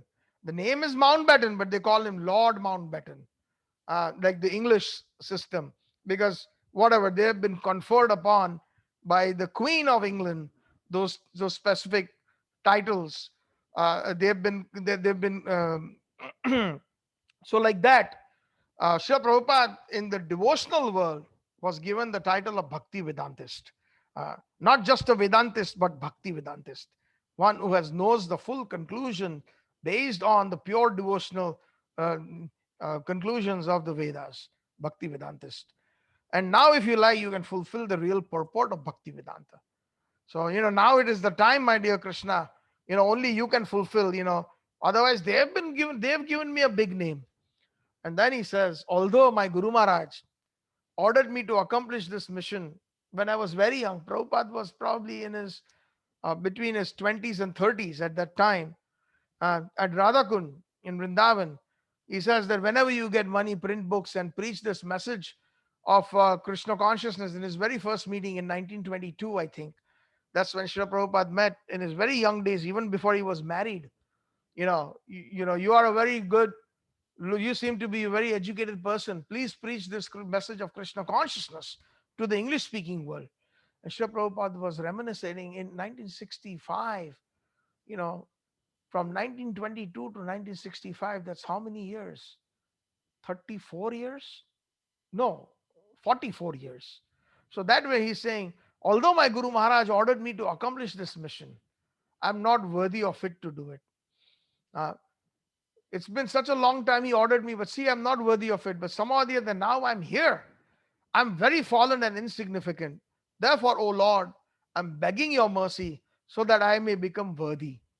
Ah, that is Trinadapi Sunichena. Taro Ivasa Ishnunam. Amanena Manedena Kirtanya Sadahari. For you are the wisest and most experienced of all. So Srila Prabhupada writes this poem, and then later on, after he left, they found this, and then they obviously published it. That is his humility. And there are some other examples in Srila Prabhupada's life. He says, these are some of the amazing, and I really, want to share this with each one of you so that you all can take home Srila Prabhupada's humility, and maybe that will be a good example in our hearts so that someday, in some lifetime, we can achieve that kind of humility. Why is that humility required? Because that humility is required for that highest success. Even in this material world, if that humility is not there, we cannot survive in office environment or in the material environment. If somebody who is always arrogant and working in an office, he'll get fired. Or somebody who has a business and is very arrogant and rude to the customers won't come back to that shop or to that establishment. So that humility has some, but humility in this material world is for sense gratification. I will be humble so that I will be able to be in the good books of my boss and the good books of my customer, and thereby I will get a promotion, or thereby I will make more money. It is contrived humility. That humility is not, and diametrically opposite, that same thing can be applied in spiritual life. And the highest success of this humble person is that he is able to make Bhakta Vatsala Krishna into Bhakta Vashya. Bhakta Vashya, we have used this term many times. Vashya means one, controlled. And Bhakta Vashya means with Krishna is controlled by his devotee. And by that devotion, Krishna is attracted by the deepest humility in that devotee. Krishna, when he sees that, he sees so tolerant. Even sometimes Krishna has put the highest test to the gopis in Vrindavan. But the gopis are so tolerant. They tolerate. That is the reason why Krishna becomes subservient to such Vaishnavas, to such devotees, that he is even willing to perform menial tasks for them. He is willing to apologize to them. He is always willing at their beck and command, always willing to dance on the tunes of those pure devotees. That is the real success, and that can be attained first and the most important, which is humility. Srila Prabhupada says that it is all Krishna's grace that he has sent such nice assistants to me. Now he's talking to the American boys and girls, those hippies that approached him, that he said that you are such nice assistants for executing the mission of my spiritual master.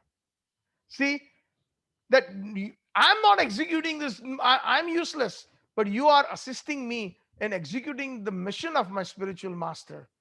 Prabhupada says, I'm a non entity, I'm nothing. I've come here on the order of my spiritual master, and he has kindly sent you all boys to assist me. So, whatever is being done, there is no credit for me, but all the credit goes to my spiritual master because he has arranged everything, and I'm simply to abide by his order. I'm just trying to disseminate the message of my spiritual master. And if there is any credit for this service, everything goes to my spiritual master. Practically, there is no credit for me. If there is any credit, it goes to my spiritual master, Srila Bhakti Siddhanta Saraswati Goswami Prabhupada, who is helping me by sending so many good souls like you in this movement. This is humility. Nowadays, how many people feel like that? That is why we have only one Acharya in our movement. It is His Divine Grace Srila Prabhupada. The rest of them are Vaishnavas. According to their capability, they are preaching and they are serving. But no, we have never heard a single guru or a single Vaishnava speak like this and feel like this, that, telling their own disciples that, oh, you are assisting me in Srila Prabhupada's movement. How many have gurus have? I've never heard anybody say that, because that realization is not there, because everybody is struggling with their senses. And therefore, the Trinadapi Suni Chena Taroyivasa Hishnunam is a very difficult thing to achieve. Just because we have been given the, what do you call, the manpan or the status in the society, sometimes we get garlanded by devotees, sometimes devotees appreciate, our services. But in reality, are we Trinadapi Suni Chena Taroyivasa Hishnunam? Are we really qualified? When Srila Prabhupada himself that he feels that he's not qualified, Srila Bhakti Siddhanta Saraswati Thakur says he feels he's not qualified. Bhakti Vinod Thakur says he's not qualified. Krishnaraj Kaviraj Goswami says he's not qualified. Rup Sanatan Goswamis, they say they are not qualified. Then think about this, my dear devotees. Where do we really stand? We have to change the bar for our own good. And our own good means pleasing Krishna and Krishna's associates. So this is amazing. When I read these, I was so much, like, it's just like a yardstick to see where I stand. And it is good to be introspective for our own well-being. My Guru Maharaj, you are helping me by sending, my Guru Maharaj is sending all these good souls like you in this movement. Whatever is being done is due to his divine grace only. So my business is just to carry out his order. That is the way of disciplic succession. And you all have come to help me. If you also follow the same principles, then our combined effort, the words he is using, our combined effort, he doesn't say my effort, our combined effort to serve Lord Krishna will be very successful. Like that, he goes on to say that it was the prediction of Mahaprabhu that in every town and village, my name will be spread. So there is no credit for me, but it is only a tiny, teeny little attempt. Prabhupada used to use the word teeny. He never used the word tiny. Teeny. He said it is a teeny attempt and a humble attempt. So if one could do, if you have some success, why not all of us? So like this, Prabhupada is also encouraging at the same time. He is being so humble. And then this is amazing. I really, I don't know what to say. Even I cannot even comment on this.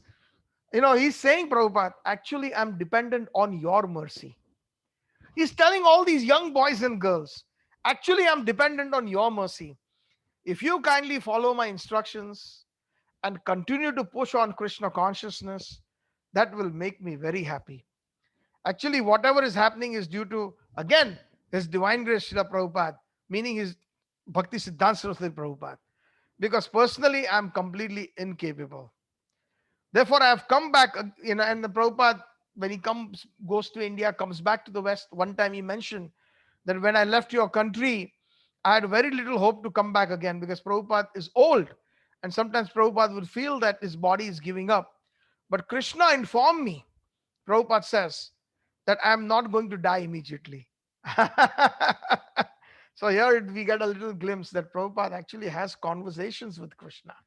Uh, we have to sometimes read the lines very carefully to see how Prabhupada is an intimate associate of Sri Krishna. Therefore, I have come back again to get inspiration of Krishna consciousness from who? From all good souls like you. Although officially I am your spiritual master, although officially I am your spiritual master, I consider you all students of my spiritual master. So basically, you're not my disciples, you're not my students, but you're the students of my spiritual master. Because your love for Krishna and service for Krishna teach me how to become sincere in Krishna consciousness. This is Prabhupada's Trinadapi Sunichena. One time, Srila Prabhupada was in Sydney and the new temple had already opened, and Prabhupada had to move on, go to the next country. And then he prayed to the deities. I forget the name of the deities in Sydney. Uh, but he said that, oh, my dear Radha Krishna, I can't do anything good to you, but somehow or the other have brought these souls to you. So now, dear sir, so he's addressing Krishna, dear sir, you make them Krishna conscious. See, otherwise, how can I do anything?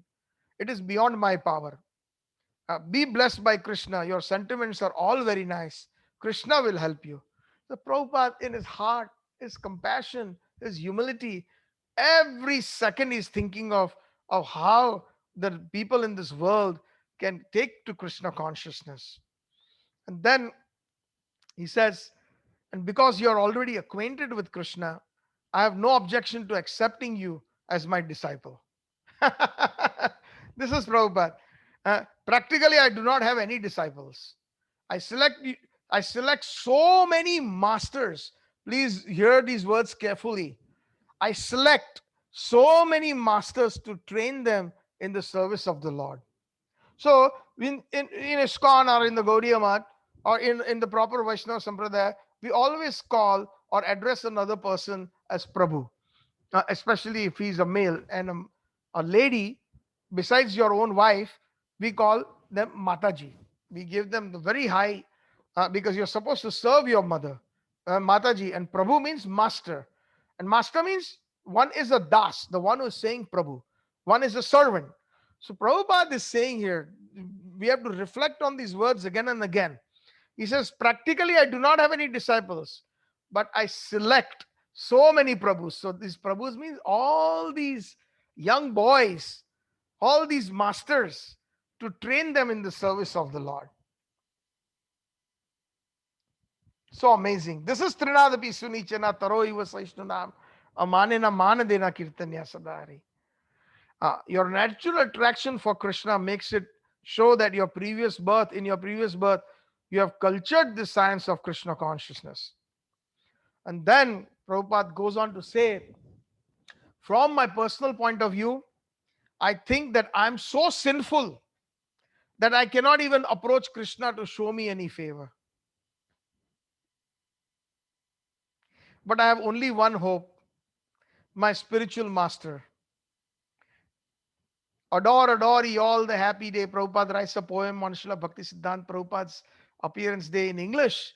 And we had sang that, and we even went to the different meanings, where he says, adore ye all the happy day, sweeter than heaven, brighter than May, when he appeared in Puri, the holy place, my Lord and Master, his divine grace. So He's he's so beautifully glorifying his spiritual master. So the same thing, you know, he never missed a single opportunity where he gave credit to his spiritual master and none for himself. That is amane na mane dena. And that is why Srila Prabhupada could do Kirtanya Sadahari. That is why he was able to constantly chant the name of Krishna, whether he was speaking to the disciples on how to apply tilak or how to wear the dhoti or how to perform Sri Vigraha Aradhana Nityanana Sringara Tan Mandiram Arjanado Yuktascha Bhaktamscha Ninjatopi Vande Guru Sri Charnarvindam. How he engaged the devotees in the service of Krishna, in the service of decorating the deities, in the service of the deities, everything Srila Prabhupada taught, but constantly the holy names were there. One time, Srila Prabhupada in Juhu, in the evening, he used to give darshan to people from all walks of life. His disciples were there, outsiders who were visiting the temple, business people, so many different people, all walks of life. They would assemble on the fifth floor in the Juhu guest house, the old guest house. Even today, it is the museum, Prabhupada's quarters. So if you do go to Bombay and if you go to ISKCON, please pay your obeisances not only to the deities, but pay your obeisances to Srila Prabhupada's quarters in Bombay, where Prabhupada translated many books and he also met so many persons from all walks of life. So one evening, one businessman was sitting there, and in the meantime, just before the darshan, or perhaps it was after the darshan, but the essence is that some of his disciples walked in, offered pranams, dandvat pranams to Srila Prabhupada, and then Prabhupada started discussing about some money matters, like so much money should go here, so much money should be allocated here, and this construction should be done in such and such a way. Why the cement is not arrived? What happened to the contractor? So all these things, this businessman was listening. And then Prabhupada observed that this businessman, he didn't say anything, had some doubts about Srila Prabhupada's uh, ability as a spiritual master or as a leader, a spiritual leader. So after everybody left, he said, "You stay behind." And then some of his disciples were also there. And then Srila Prabhupada lifted his shirt, the kurta, and says, put your ear to my back. And he did that.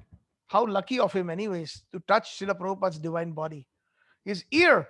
And when that person, after that, he was shocked. He constantly heard the Hare Krishna Maha Mantra in Srila Prabhupada's breathing, in Srila Prabhupada's every breath. And he offered his obeisances. That is Kirtan Yasadahari. A Vaishnava can do so many other activities that to the common person may look like it is mundane. Like Pundrik Vidyanidhi. Pundrik Vidyanidhi was one of the wonderful Vaishnavas during the time of Chaitanya Mahaprabhu.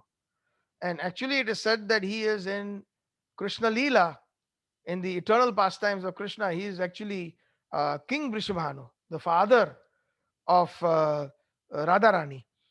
So one time Gadadhar Pandit went to visit Pundrik Vidyanidhi. Pundrik Vidyanidhi ji was a very opulent person. He would dress up in wonderful silk clothing and he would have his servants fan him, and all that luxury on a nice seat. He was seated.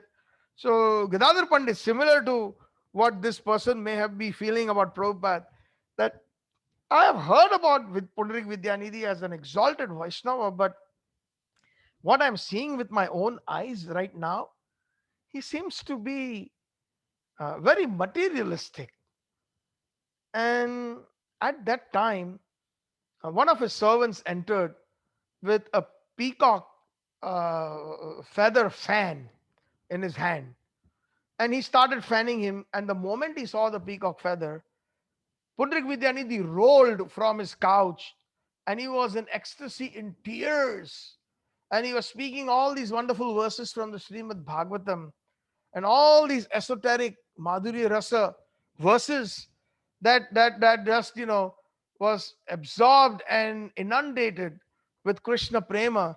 At that time, Gadadhar Pandit indeed understood his mistake. And then he offered his obeisances. And then later on, he took initiation from Pundrik Vidyanidhi. And Gadadhar Pandit is none other than actually an expansion, or she is Radharani, but in the mood of Satyabhama. That is what our acharyas say. Uh, so, but sometimes for the Leela purposes, Yog Maya, creates a certain illusion so that the certain recognition doesn't happen. Just like Arjun could not recognize that Krishna is the supreme personality of Godhead. And that's why after showing him the universal form in the Bhagavad Gita, then he says, "Oh Krishna, I took you to be a common, to such as a common friend. I took you to be my bua's son, my auntie's son. But you are you are Parama Brahma, Parama Paman. You are the ultimate destination. You are the supreme personality of Godhead. Please forgive me."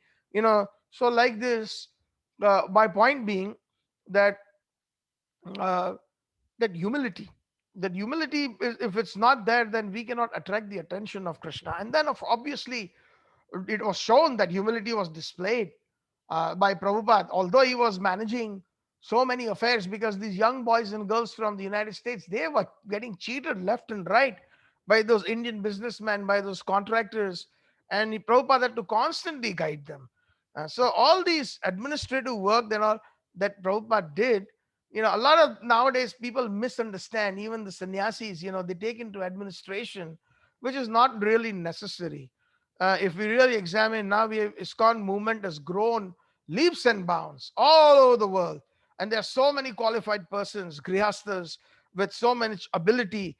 There's engineers, doctors, accountants, and they can be excellent administrators because they're already running a successful business. And along with the component of spiritual life, they are perfect. They will never misuse the temple's funds, or they will not do anything that will be, or at least they're not supposed to, that will be contrary to the pleasure of Krishna. So sannyasis, their ashram is just meant purely for preaching, and they should leave all this administrative work to the rest of the able Vaishnavas or the devotees, because otherwise they get caught up. And Prabhupada was a different personality. If one can simultaneously do Kirtanya Sadahari like Srila Prabhupada, when you put the ear to Prabhupada's back and the Hare Krishna Mahamantra is constantly going on, then go ahead, by all means, become an administrator like Lord Brahma if you have to. But otherwise, our movement is, by Prabhupada's mercy, it is self-sufficient, and all it's my personal appeal, with humility, to all the gurus and the personalities, who have taken either brahmacharya ashram or sannyas ashram, not to be involved in administration. Uh, it was a different world when Srila Prabhupada came to the West. It was a different time when the Westerners were brought to India and they were easily being cheated. So Srila Prabhupada had to be there every moment, guiding them. But it is not the case today. It is not the case today. So the sannyasis, we will be so blessed in ISKCON if all the sannyasis simply spend their time in just preaching Srila Prabhupada's instructions as it is through his books. ISKCON will grow even further leaps and bounds. It will perhaps reach the perimeter of the Brahmaloka. That's how powerful Prabhupada's books and instructions are. So, anyways, everything happens for a reason. Perhaps there is the reason why they're doing what they're doing. But maybe my tiny little brains doesn't understand that why sannyasis have to involve themselves into heavy administrative work. Totally not necessary. And anyways, the Srila Prabhupada again further says in his humility, otherwise, if we study our own qualifications, there is none. So he's talking about himself. I do not have any good qualification. Rather, I've got so many disqualifications. So, like this, Srila Prabhupada has just, uh, in his humility, he says, I am in receipt of your note and gift. So, one of the disciples had written, and he had even sent a gift as a ring. Just now, I am wearing it. I'm wearing this ring you gave me because you have sincerely offered. I must accept on behalf of my Guru Maharaj, although I'm not worthy. So Srila Prabhupada accepted some gifts like a watch or a ring, etc. But what was his consciousness? See, here's the answer to many of us who receive gifts, especially sannyasis, you know, but is the consciousness like this, that I'm accepting this on behalf of my Guru Maharaj, although I'm not worthy. So this is just to keep the heart of the giving, the person giving the donation, to keep the heart on a personal gift.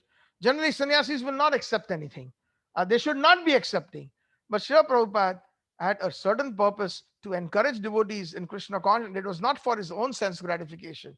Think about it. If it was for his own sense gratification, when Srila Prabhupada left his body, in the same book, in his same bag, or in the trunk where they found the Jaldut diary, they also found a note stating that I have a few rupees left in my post box, in the post office account. You can give it to my family, but my family, if they claim anything about ISKCON or any assets of ISKCON, they are not entitled to it. Neither my sons or anybody from my family. So if Prabhupada was a person of sense gratification, then he would keep things for himself. He did not have a bank account for himself. He had a small post office account in the Grihastha days where there was some rupees that was just accumulating interest. And Prabhupada wanted to just give it to his sons that were in Kolkata. That, it is that is your rightful claim. I had earned this before actually ISKCON happened, but ISKCON is not, it is Prabhupada's, but Prabhupada always felt that it is my Guru Maharaj's property. It is Krishna's property. So if all of us take that responsibility and have that consciousness, then it would be such a divine, further, a divine movement within a divine movement. The divinity would increase more and more, like Ananda Ambudhi Vardhanam. And always an ocean of bliss keeps on increasing. So these are the things, we need to learn in them, because the humility, when that humility is there, then the person can think and act and say like that. Otherwise, what is today? You walk into a temple, a brahmachari will laugh at you. Ha, Prabhuji, ek laptop dila dijiye na. This has happened to me. I'm like, I don't have a laptop which I'm not using for the last 10 years. I'm using the same laptop, and this guy wants the latest laptop. I mean, so it is not their fault. It is the fault of the leadership. Because all these leaders, they fly first class. A lot of them, they wear all these starched iron clothes. Prabhupada said, yes, the Vaishnava is gentlemanly and should look first class.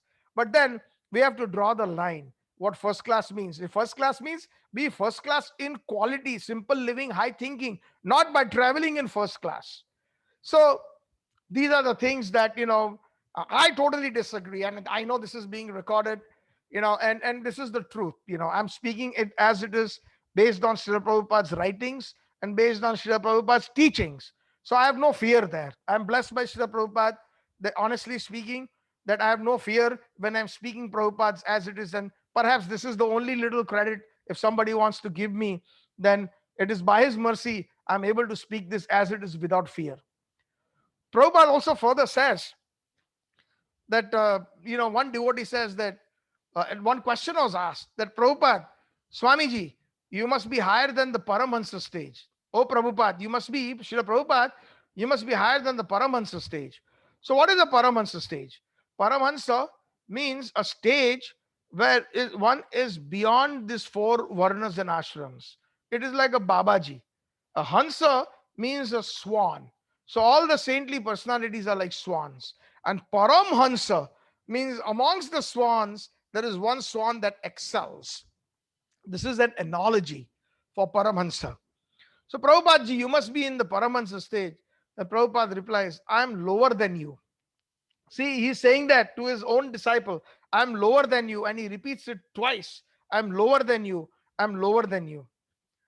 So like this, he even thanks his own disciples. Thank you very much for accepting me as your spiritual master.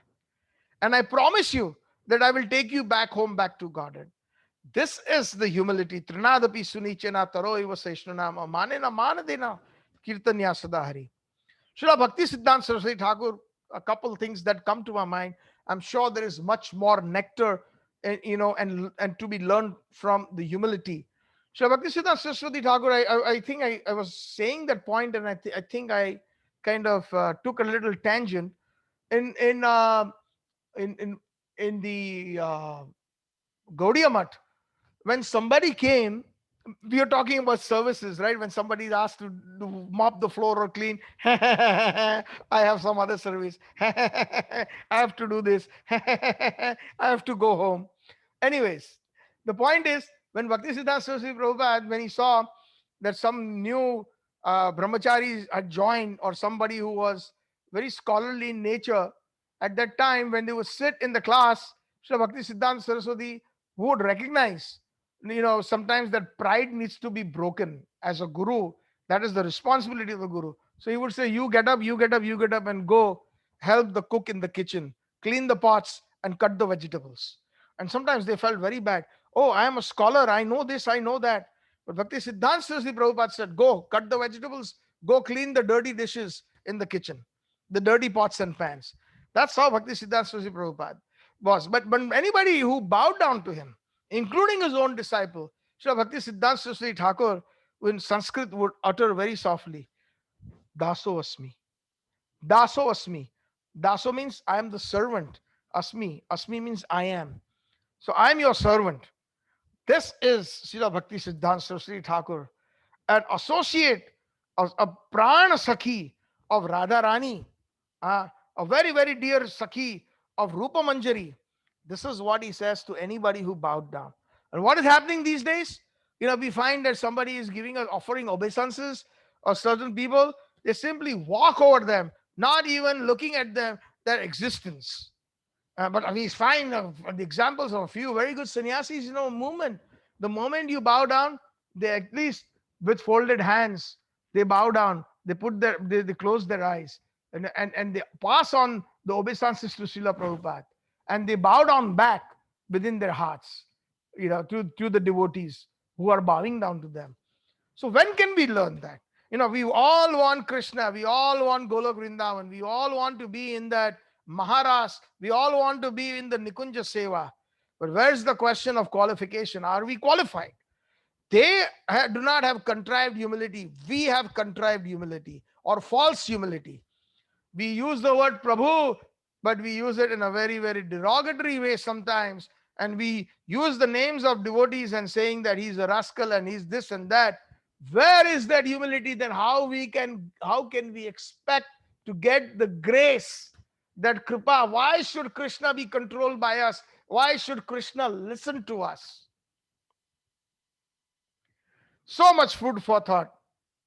Srila Bhakti Siddhanta Saraswati Thakur Prabhupada quotes, he used to say, if I could perfectly deliver even one soul back home, back to Godhead, I would think my mission of propagating Krishna consciousness is successful. And Prabhupada adds that the Krishna conscious movement is now spreading all over the world. And sometimes I think that even though I'm crippled in many ways, if one of my disciples becomes as strong as Dhruv Maharaj, he will be able to carry me back with him to Vaikuntha Loka. This is Trinadapi Sunichena Taro Eva Saishnunam Amanena Manedena Kirtanya Sadahari. When will that day come, oh my dear Lord, that I will be able to get this? We all will be able to get this mood of humility. Srila Gaurkishore Babaji Maharaj's humility was such.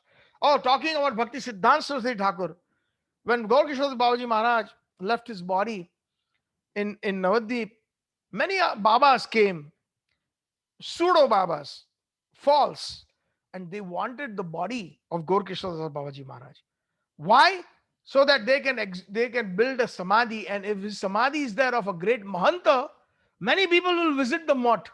They will visit their temple, and thereby they will get Lakshmi, they will get money. If you have a very famous personality samadhi in a temple, obviously it's going to attract a lot of visitors. And whenever visitors come, we see that they will always give some donation. So when Bhakti Siddhanta Saraswati Thakur arrived there, there was a lot of chaos between the Babajis of the different mutts. Oh, Gaurkishore Babaji Maharaj, we will have him, his samadhi in our mandir. And somebody said, no, no, no, no, no, no, no. We were close to him, and we will have samadhi in his mandir, in our mandir. And like that, they were fighting, and the police had to arrive. Bhakti Siddhanta Saraswati Prabhupada said that nobody touched my Guru Maharaj's body. If anybody touches my Guru Maharaj's body in the last 1 year, if anybody has not had any illicit thoughts or affairs, come forward. Anybody in the last 1 month, anybody in the last 1 week, anybody in the last 3 days. Otherwise, if you touch my Guru Maharaj's body, you will be burnt to ashes. All of them backed out.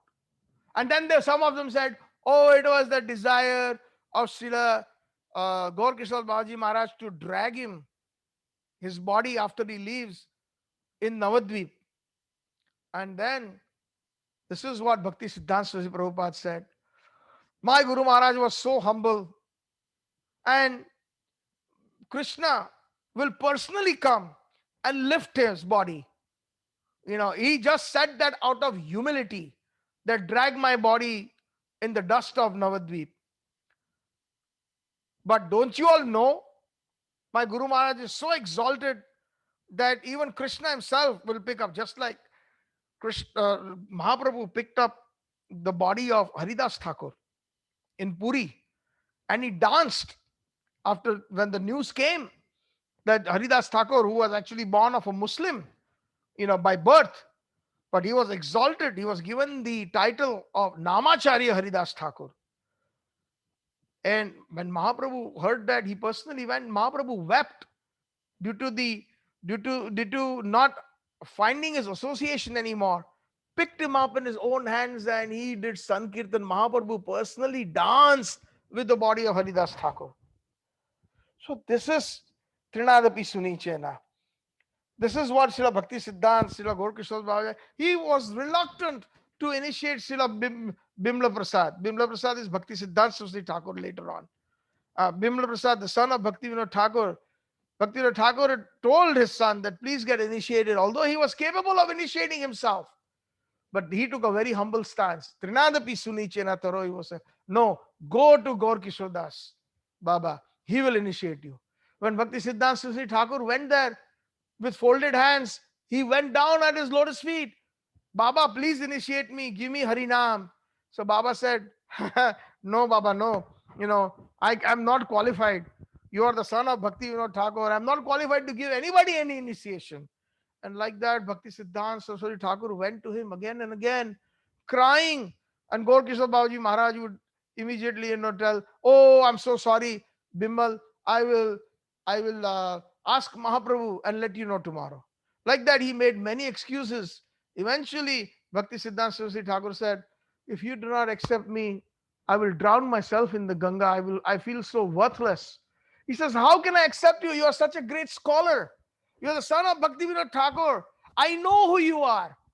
One knows the other. Because Bhakti Siddhanta Saraswati Thakur is Kamla Manjari in Nitya Leela. And Gaur Kishore Babaji is an expansion of Guna Manjari. So one knows another. So I'm actually subservient to you. I cannot give you initiation. There was a similar incident in the life of Loknath Goswami and Narottam Das Thakur. Narottam Das Thakur was the only disciple. Mahaprabhu had to come in the dreams of Loknath Goswami.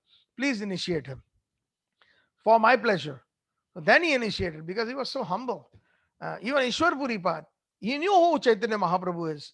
When he went to Gaya to do the Pindan ceremony of his father, Jagannath Mishra, and there he met Ishwar Puripad at the lotus feet of Vishnu. So there he was attracted, and tears rolled, and he saw the humble demeanor of this sadhu.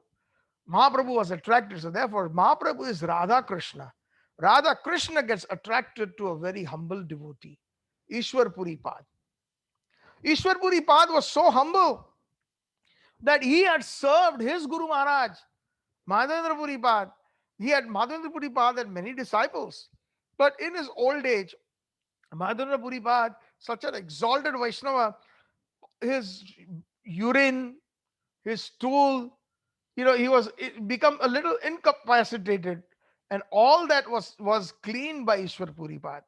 Therefore, he got the blessings of Madhavendra Puripad, that the Supreme Personality of Godhead, along with his consort, in that mood will take initiation from you. So this is the humility. Ishwar Puripad was cleansing the area where even Madhavendra Puripad used to pass stool and also clean. All these, all very menial jobs he did. And that's what attracted Chaitanya Mahaprabhu to his lotus feet. And he said, please give me initiation. And he refused. But then again, Krishna came in his dream that please give him initiation, you know, and you will please me. That's why Ishwar Puripad gave initiation to Chaitanya Mahaprabhu. He gave him the Harinam. This is the beauty. And then that initiation was taken by Mahaprabhu. Mahaprabhu was crying day and night. He forgot all the explanations and the grammar of Sanskrit. He had a toll, a Gurukul in Navadvip. When he went back, he stopped teaching his students. He stopped teaching grammar. He stopped teaching Nai, logic. And he was simply rolling in ecstasy with the Hare Krishna, Krishna Krishna, Hare Hare, Hare Ram, Ram Ram, Hare Hare, the Mahamantra. And he had gone mad because you know why? He was given that Mahamantra by Ishwar Puripad, by a very humble devotee, by a very humble disciple. And that Krishna Prem that flowed from Madhavendra Puripad, it was flowing into the heart of Chaitanya Mahaprabhu. Prior to Madhavendra Puripad, there was no visible signs of Krishna Prema. No visible signs of Madhavendra Puripad is the one to whom Srinathji had appeared in Govardhan, near to Govind Kunda. And he is the one who brought the rasa, the amorous pastimes, and the rasa, the mellows of Krishna Prem. And Mahaprabhu is the one who became that golden volcano through his mercy and the mercy of Ishwar Puripad. Of course, that golden volcano, because so that shows that even Krishna and Radharani, they are willing to take initiation, they're willing to be subservient to humble devotees. So Trinadapi Sunichena Taro Iva Sahishnanama Mane na Mane Dena Kirtanya Sadahari. In the life of Gaur Kishore Babaji Maharaj, there are so many examples of his utter humility and poverty. He used to chant the holy names that was made from a string and made knots into beads, like bead style, and he chanted the Mahamantra on it. And he never asked anything, any material things. He never accepted anything from anyone. And for his clothing, you know what he used to use? He used to use the discarded covering of the corpse. When the corpse are taken to the smashan, to the crematorium, at that time there is a white cloth that is covered, that covers the body. And whatever was left here and there in the crematorium, Srila Gaur Kishore Babaji Maharaj used to pick that up. Whatever he could salvage, he would turn it into a small loin cloth, just wrap it around his waist. That is, and he had the highest ecstasy of Vipralamba Bhav, Nama Gaur Kishoraya Sakshad Vairagya Murtaye. Sakshad Vairagya Murtaye. The embodiment of renunciation, Vipralamba Rasambode. And he was so fortunate to have that bhav or that mellow of Vipralamba bhav, a service in separation. Service in separation is considered very, very, very special in this Gaudiya Vaishnava Parampara, which is not privy to all other Vaishnava Paramparas. We have explained that in the past.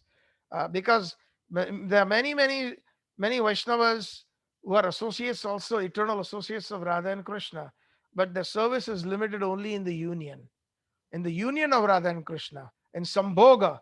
But in Vipralamba, only a few selected devotees in the line of Mahaprabhu are selected so that they can give a shoulder to Radharani. They can give a shoulder to Radharani when she needs it the most in separation. So Vipralamba Rasambode. Ras means the mellow of Vipralamba Rasa. And Ambudi means an ocean. Vipralamba Rasambode Padam Bhojayate Nama. I offer my obeisances unto Srila Gaur Kishore Das Babaji Maharaj. For his food, what did he do? That is humility. He would collect, Gaur Kishore Babaji would collect the rice that was left even Raghunath Das Goswami did that in Jagannath Puri. Whatever the rice that was overheated in the summer and that had gone bad.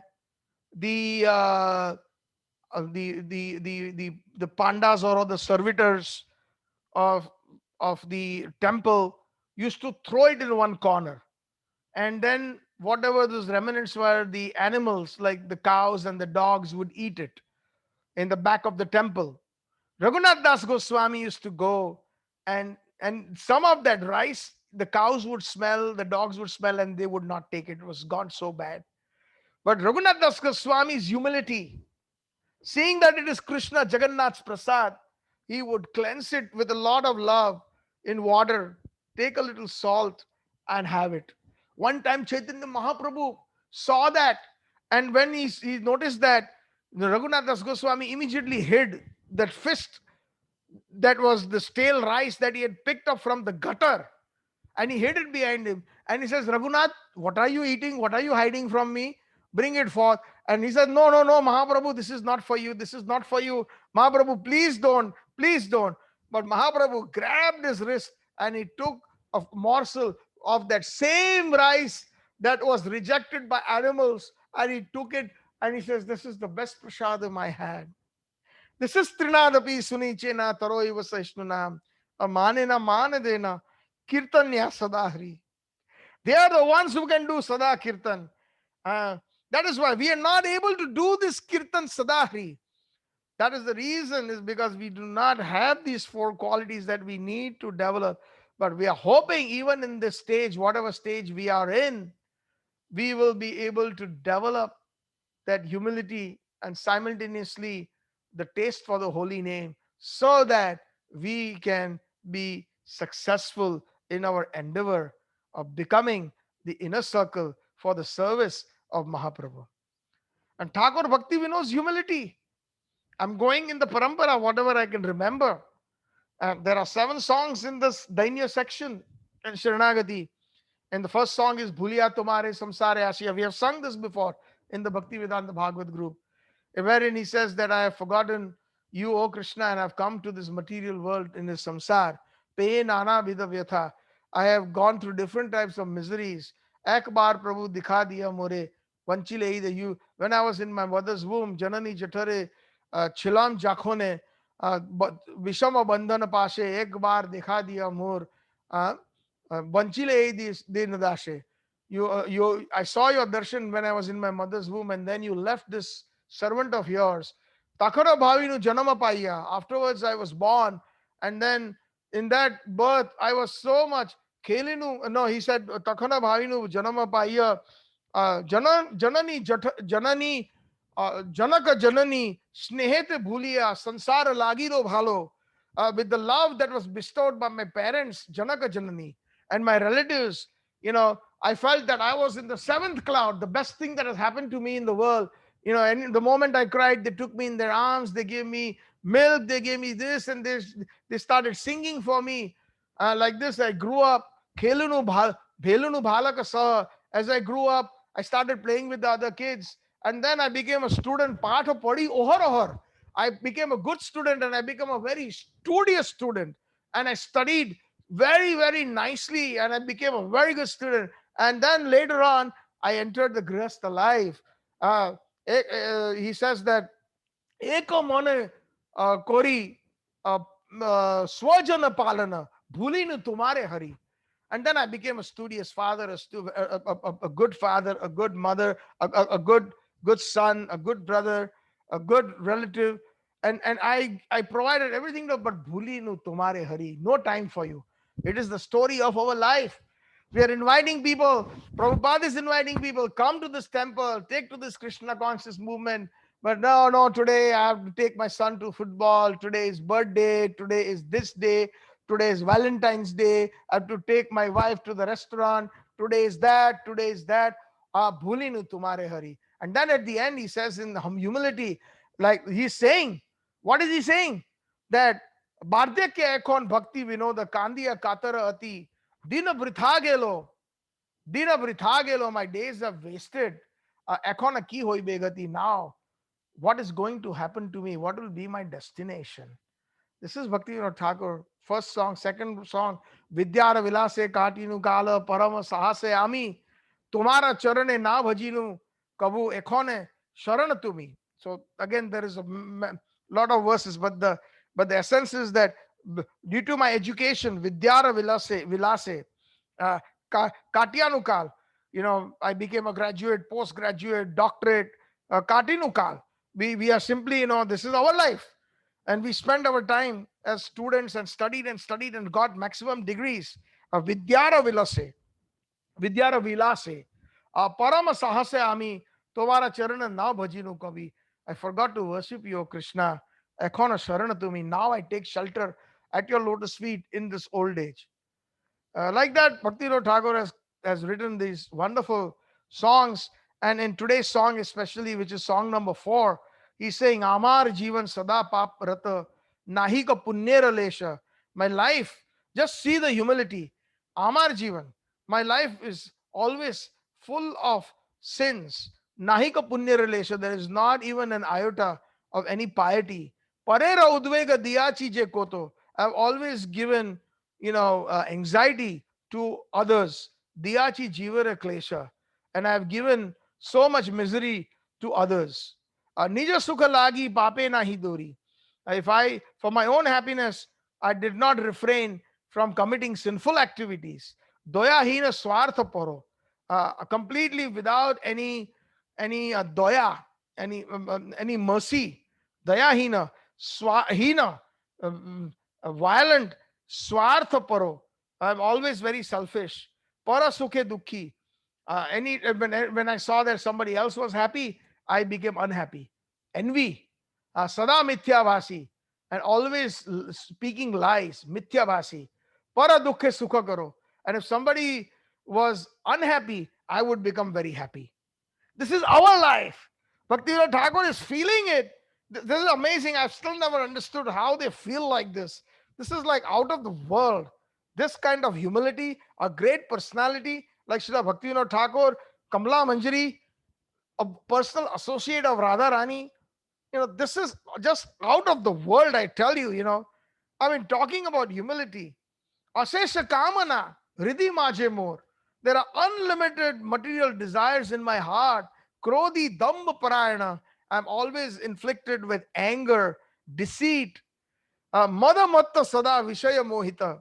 Mada Matta Sada. I'm always intoxicated with Vishaya, with material things.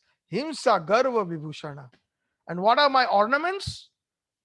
My ornaments are Himsa, violence, himsa, garva, false pride, vibhushana. They are my ornaments. Nidra alasya hate, sukarya virata.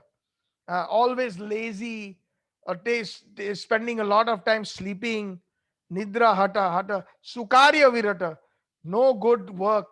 I did not commit anything good. Akarya udyogi ami. And all the bad things, I'm a factory of them. Udyog means a factory.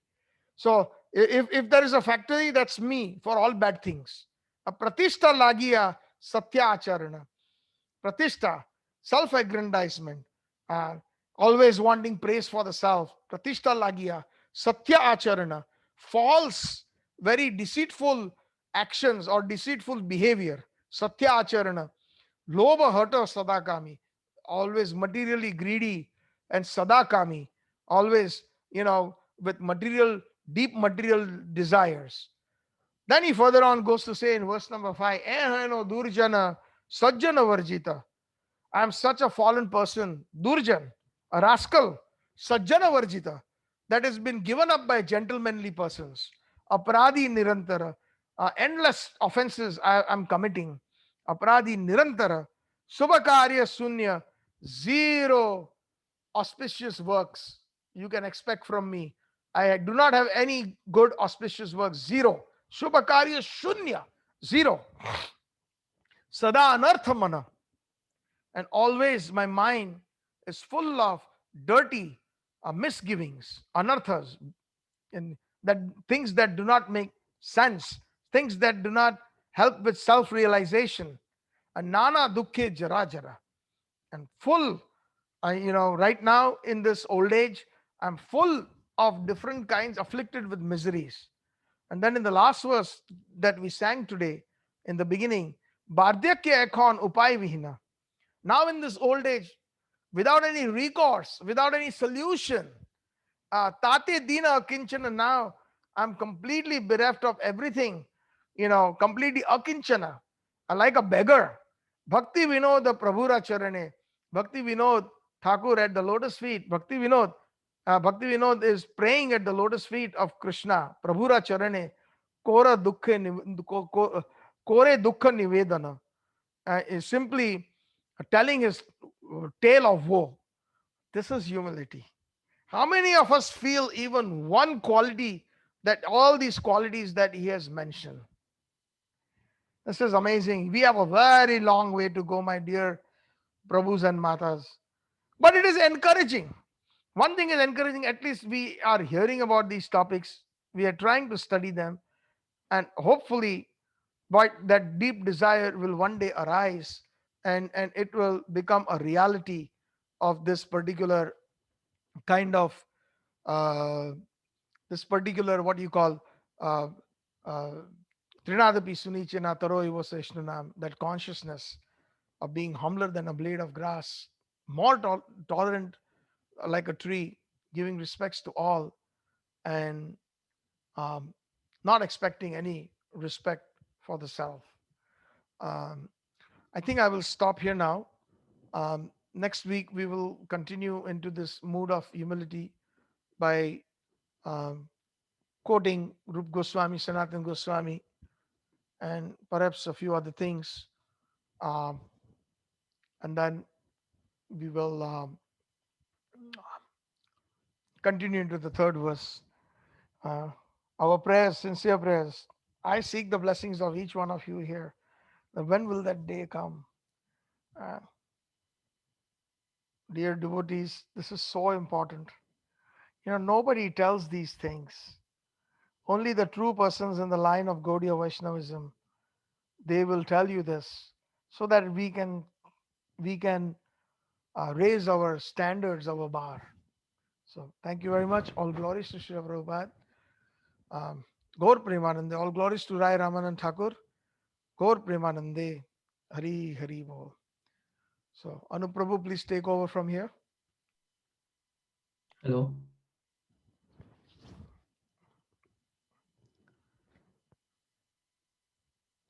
You're muted, Prabhuji. Hello. Yeah, Hare Krishna. Hare Krishna, everybody. Please accept my humble obeisances. All glories to His Divine Grace, A.C. Bhaktivedanta Swami Srila Prabhupada, and all Gaudiya Vaishnava Acharyas. On behalf of Bhaktivedanta Bhagavad Group, I thank you everybody for joining today's session. So we are on week 13 of discussion on Shri Chaitanya Shikashtakam. And on this 13th week, we are observing the nectar of verse 3. As Prabhuji said, there are 4 types of persons who approach God: Arti, Artharti, Jnani, and Jigyasu. Though they are not the lowest standard, they are not the ultimate standard as well. So basically, what should be the consciousness of the Bhakta when they chant the Maha Mantra? So in verse 3, that is explained, Trinadapi api shunichena tarur api sahisnuna amanina manadena kirtanaya sadahari. So the consciousness should be, one person should be humbler than a blade of grass, tolerant than a tree, and devoid of all sense of false pride or prestige, and should be ready to offer all respect to the bhaktas or others. In that state of mind, if we chant Hare Krishna or Maha Mantra, we can get the complete essence or the nectar of the mantra. Prabhuji nicely discussed the type of humilities with real life examples from the real life Gaudiya Vaishnavas like Srila Prabhupada, Bhakti Vinod Thakur, and etc. It was very nice to hearing again and again about these real Gaudiya Vaishnava acharyas. So if you do piety work in one hand, right hand, then left hand should not know. That is called humility. I have one more example to add. So when Lord Jagannath asked King Indradumna, after King Indradumna established the temple, what benediction do you need or ask? So King Indradumna replied, kindly just grant me this one benediction which I desire, to be without any descendants. So that means he don't need, he renounced all his children and all his bansas, so that no one in the future will be able to claim the temple or claim that they made this temple or they established the Jagannath. So that kind of humility we should think of when we chant Hare Krishna Mahamantra. Very nice Thank you. example, Anup Prabhu. I remember mentioning this during our Rath Yatra Katha, and you kind of rekindled this, that the humility of King Indrajumna. How amazing that, in the future, if my descendants, somebody starts claiming that this is mine, this temple, I better not have any descendants. That is my only desire. Hari bol. Yes, that's Right. exactly. Thank you so much. Thank you, Prabhuji, once again for nicely explaining all those things. It's our like we have with you, we have you with us. That's we are fortunate. Thank you very much again. And we have a couple of announcements. Sunday, May 30 is the disappearance day of Srila Ramanand Roy. June 6th, Sunday is Apara Ekadashi. Please fast from beans and grains. And Sunday, June 6th, also appearance of Srila Vrindavan Das Thakur. Thank you very much once again for all the devotees to join today's session. Now we'll open our mic for any reflection and questions. Thank you. Thank you, Anup Prabhu, and thank you, Asim Prabhu. Always, and Pankit Prabhu, always very, very much, enthusiastic to serve. I am blessed that I have your association, and your assistance will please Srila Prabhupada. That is the goal of our Bhakti Vedanta Bhagavad group. So, does anybody have any questions or any things that whatever you would like to express? Please feel free to.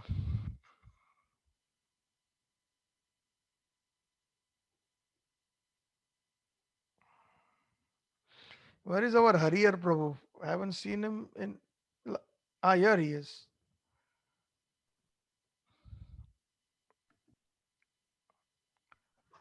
Hare Krishna. Hare Krishna, Prabhuji, and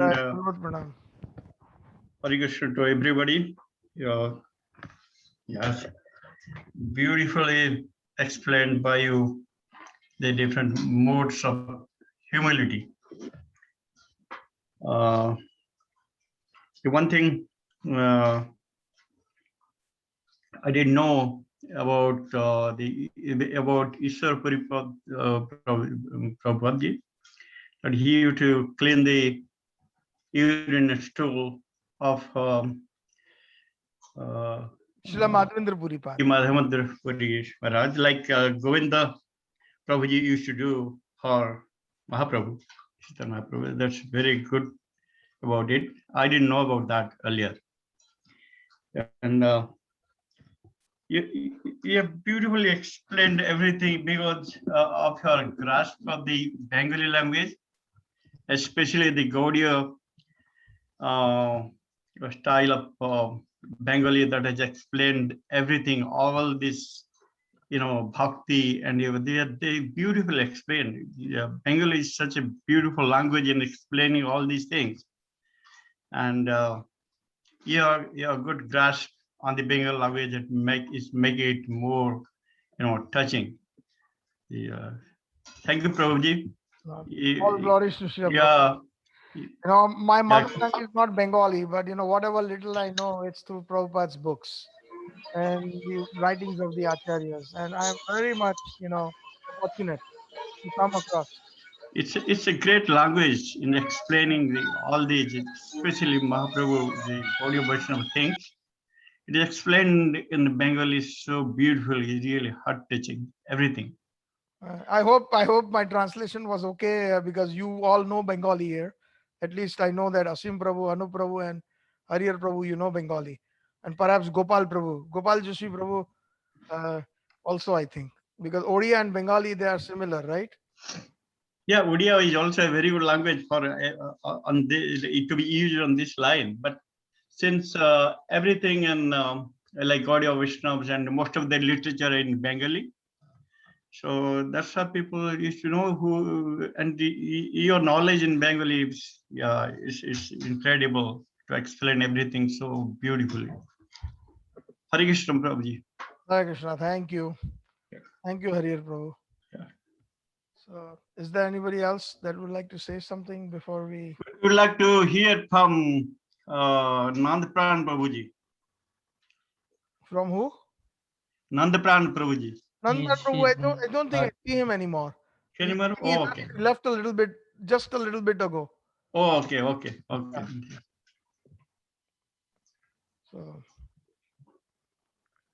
then, okay, something to digest, a lot to digest for our whole lifetimes, where we are. Hmm.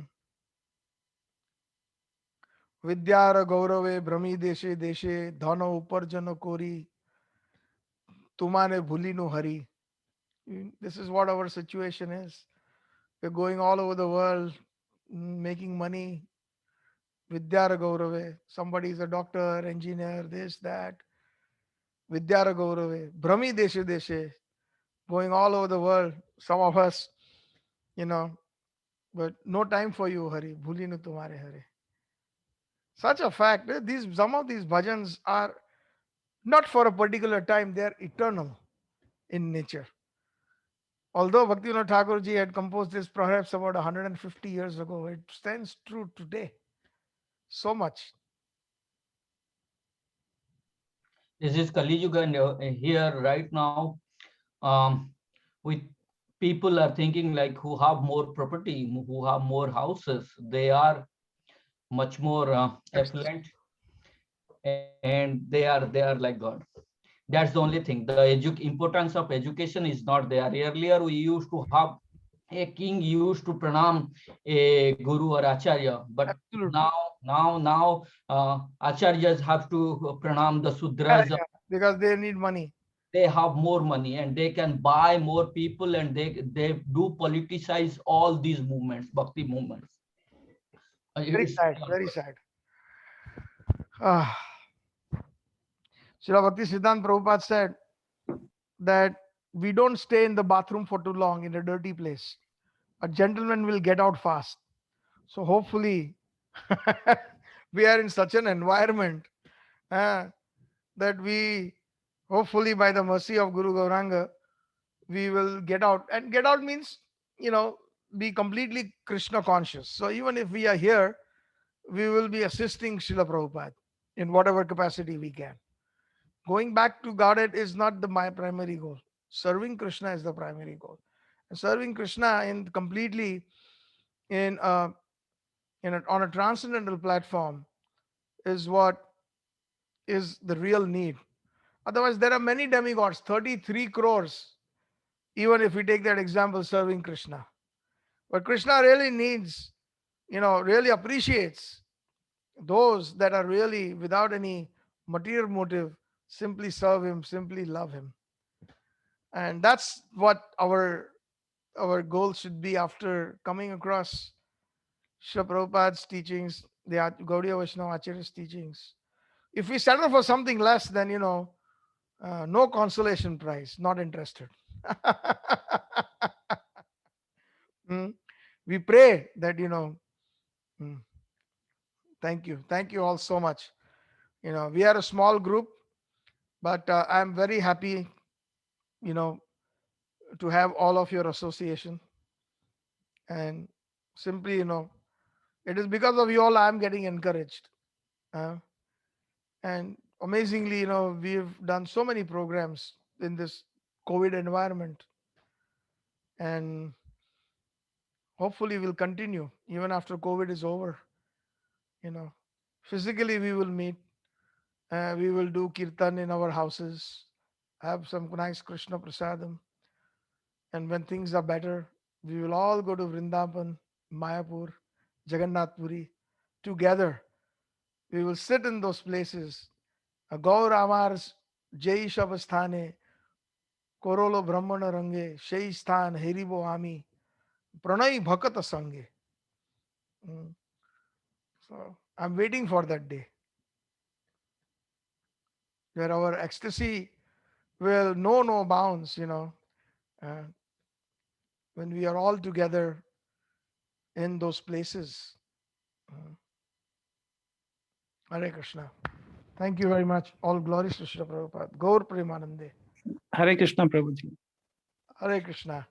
Yes, Gopal Prabhu. Hari Bol. Prabhuji, it's wonderful talking. Just now, Anu Prabhuji was telling that I studied in my school like Swadese Pujyate Raja Vidwan Sarvatra Pujyate.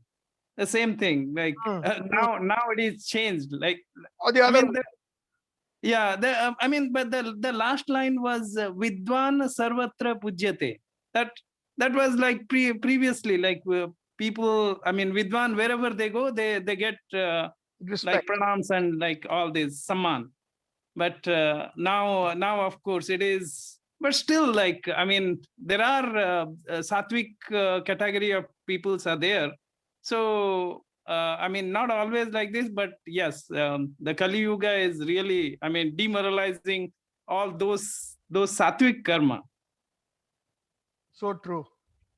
And one more thing, you were talking about that Bangla. So, yes, I mean, Hariyar Prabhuji is because I talked to him once, so I found he is from the border district of Orissa. So which is both the languages are spoken. Yes. So he might have very good understanding of this, but rest of the Orissa, since I am from Puri, so because we have a lot of tourists from Bengal, plus we have a lot of population of Bengali, so that's the reason of like interaction with Bengali. But we never, I mean, studied like formally with the Bangla writings and the fonts. So of course, I mean, but of course, whatever the verses you speak in Bangla, of course, I mean, it is okay with me. Like I do understand. So my good fortune. no, I am fortunate that yes, I mean, it is like my wife sometimes teases me. In your last life, you are a Bengali, and many people, they say when I sing those songs or whatever, are you Bengali? When I go out in the temple or somewhere, I said no, Baba, but I love Bangla. That's because Mahaprabhu, has, and Chaitanya Charitamrita and all the Vaishnav songs, they really attract me. Someday maybe I will actually would like to learn Bangla, speak Bangla, and then I will relish Chaitanya Charitamrita even more, in the sense that most of the words I understand. I have no issues there. But it's the mercy of Prabhupada, by reading the Prabhupada's, because sometimes if I'm stuck on a particular word, Prabhupada is right there with the translation, with the meaning of each and every word.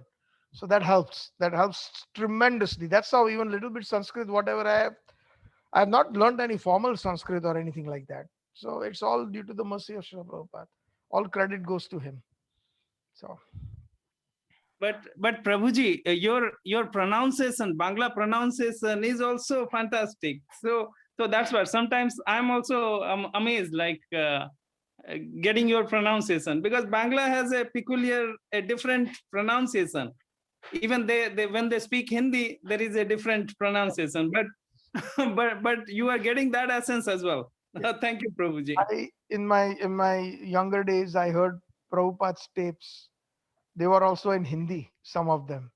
And Prabhupada's Hindi was so sweet because of the Bengali accent there.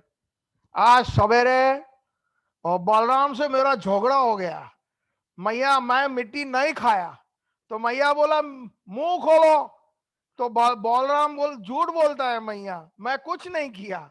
So Prabhupada, I heard Prabhupada, you know how this was his Hindi. So Hare Krishna. Hare Krishna, Prabhuji. Jai Shri Prabhupada. Hari Bol.